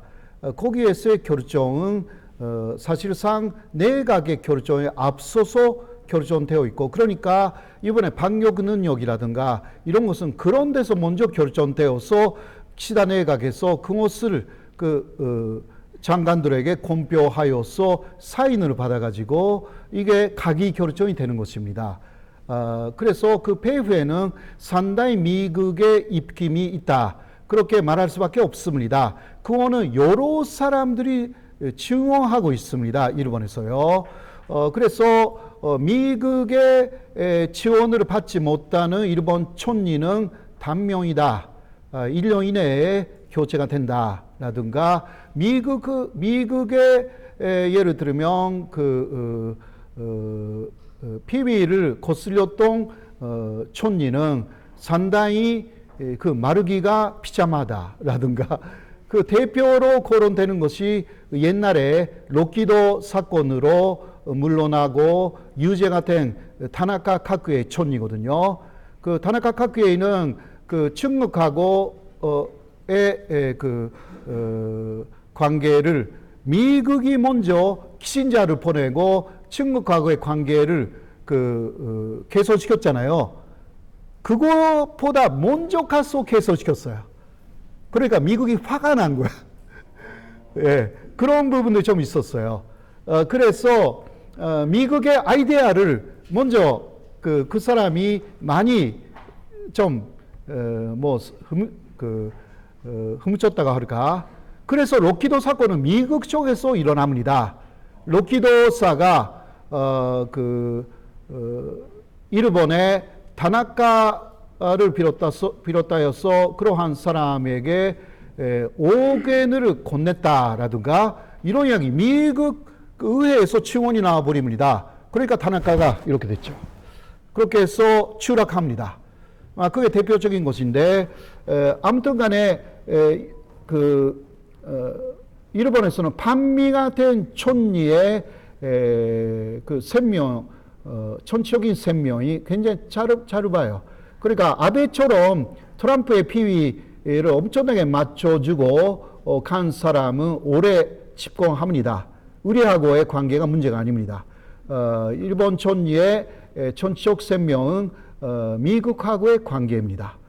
그렇게 할 수가 있고요. 그래서 사실상 그 아베 정권 때 2014년에 집단적 자위권 이것을 결정했습니다. 집단적 자위권이라는 것은 자위대가 그때까지는 방어만 할 수가 있다인데 미국을 따라서 전쟁에 참여할 수 있다. 이게 집단적 자위권이죠. 이게 오바마 정권의 요청으로 아베가 통과시킨 거거든요. 이거는 의회를 통과시켰어요. 이거만큼은 의회를 통과시키지 않으면 그러니까 헌법적인 변화였기 때문에 네, 그러나 다 알고 있어요. 오바마가 부탁했다라는 거. 네, 그런 거 굉장히 많거든요. 그래서 일본 사람들이 특히 일본의 외무성 사람들이 말합니다. 우리는 미국의 속국이다. 네. 그래서 미국에서 뭔가 요청이 있을 때 그것을 다 실용해주지 않으면 굉장히 힘들어진다. 외무성 사람들이 직접 말하고 있습니다. 그런 책도 많습니다. 그래서 일본 이꼴 미국이다. 그렇게 생각해도 큰 차이가 없습니다. 그 하나하나의 정책은 좀 다를 수가 있지만요. 그러나 미국이 일본에서 벗어날 시기가 올 수가 있어요. 언제냐? 평화헌법을 개정하여서 실제적으로 일본군을 갖게 되면 오히려 바뀝니다. 그래서 미국은 일본군을 만들 때까지는 절대 거기까지는 허용할 것 같이 보이지만 안 하는 것입니다. 예, 그래서 그렇게 해야만이 군사적으로 일본을 계속 치고 있을 수가 있기 때문에. 그래서 우리는 항상 일본이 군대를 가질 것 같다. 그렇게 보도가 많이 나오잖아요. 네, 당분간 지금 의회 자민당 개헌 세력은 3분의 2 넘었거든요. 그러니까 언제든지 개헌을 발의할 수가 있는데 지금도 안 하고 있잖아요. 1년 지났는데. 그거는 다 폐후에 미국이 있어가지고 그렇게 쉽게 일본군을 부활시키지 않습니다. 미국에서 더 날려고 그렇게 일본을 더 날려고 하지는 않을 것입니다. 그리고 두 번째 질문이 뭐였지? 비핵화 문제. 그러니까 비핵화는 일단 이거는 원론적인 입장에서는 해야 되죠. 예, 그것을 쭉 주장을 해야 돼요. 그러나 현실 존치라는 게 있어가지고요. 그게 현실적으로 계속 비핵화를 주장해도 먼저 북한 자체는 비핵화할 생각은 사실 없어요. 그렇죠? 그래서 이 부분은 결국은 우크라이나 반식이라는 게 이런 거거든요. 미국이 북한에게 모든 안보적인 약속을 한다. 지켜주겠다. 한국도 지켜주겠다. 북한을. 또 일본도 북한을 지켜주겠다. 그것을 북한이 믿으면 할 거예요. 네, 그런 상황이에요. 그러니까 북한 비핵화에 대해서는 길이 모르다. 그러나 지금까지 많이 과거의 사례도 있고 그러나 그 과거의 사례는 다 실패한 것입니다. 그렇다고 과거의 사례를 연구하여서 끊임없이 북한하고 또 논의를 해야 합니다. 그렇게 해야만이 새로운 길이 보이는 거죠. 새로운 안이 나오는 거죠. 중국도 그때는 참여해야 되고 러시아도 참여해야 되고요. 네, 어느 학자가 말합니다. 가장 좋은 비핵화하고 같은 그러한 효과를 나오는 방법은 뭐냐? 서로가 존재하지 않게 되면 되는 것이기 때문에 그거는 모든 지금 말한 6개 지역과 나라가 핵을 가지는 것이다.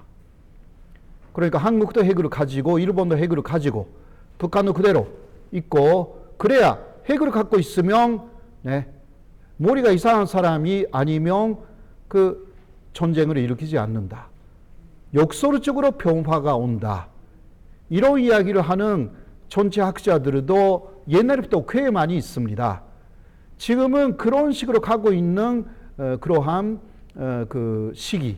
시기라고 볼 수가 있습니다. 어떻게 될지는 모르고요. 그래서 일본의 IAEA가 남는다고 하잖아요. 30년간 반유하니까 후쿠시마에 사무소까지 만든다고 합의를 했어요. 네, IAEA는 일본에 계속 있고 싶어 합니다. 현재까지도. 왜? 일본은 플루토늄을 갖고 있기 때문입니다. 금방 일본은 핵무기를 만들 수가 있어요. 그러니까 IAEA는 예고 없는 사찰을 일본에게 합니다. 그럼 유일하게 예고 없는 사찰을 IAEA가 하는 나라는 일본이에요. 다음 일본이 북한처럼 핵무기 가질 수가 있다. 네, 이게 미국 쪽에도 곡선이기도 합니다. 그래서 일본이 핵무기를 가지면 여기 갖게 되죠. 이거 친보도 포스도 만노하였어. 일본이 가졌으니까 이게 완벽하게 갖게 될 것이고, 네. 그런 면에서는 핵을 갖고 평화체제 구축 그런 날이 오지 않을 것이다라고 말할 수도 없고요. 그러나 아직은 전 단계 몇 단계나 카이아코인까지 갑니다. 그 전에 러시아의 문제라든가 모든 것이 해결돼야 합니다. 또 다른 이야기를 조금 하면요. 보로니아 원전이라는 우크라이나 남쪽에 있는 원전을 러시아가 폭파한다. 이러한 뉴스가 들어옵니다. 그리고 상당히 지금 위험하다. 지금 IAEA 그로시가 일본 한국을 돌으면서 그 이야기를 계속하고 있습니다. 네, 거기에 민감하게 반응하고 있는 게 일본입니다. 왜? 거기서 원전 사고가 일어나면 그 처리를 어떻게 하느냐? 일본의 후쿠시마 오염수 문제하고 비교가 되니까. 일본이 굉장히 민감하게 그 이야기를 하고 있습니다. 우크라이나 보로니아 원전이 폭파되거나 뭔가 사고가 일어나면 옛날에 우크라이나에 거기 뭐였지 이름이? 첼로빌이 원전처럼 확실하게 콘크리트로 포위할 거예요. 그러면 일본이 뭐냐고 이렇게 되니까 일본이 지금 굉장히 급해. 절대 일어나면 안 된다. 그런 식으로 사고가 일어나면 안 된다. 그런 식으로 일본이 너무 민감하게 반응하고 있다. 그만큼 조금 이야기가 그쪽으로 갔지만 원자력 문제 그리고 핵무기 문제는 아주 민감한 문제로 한반도의 평화에도 고다란 영향이 있다. 그 정도로 말씀 마치겠습니다. 네. 네, 질문 그만 뵙겠습니다. 그거 하셨고 나중에 또 따로 주시면 저희들이 말씀드리도록 하겠습니다. 2시간 동안 열띤 강의 잘 들으셨고요. 네. 귀한 시간 내주신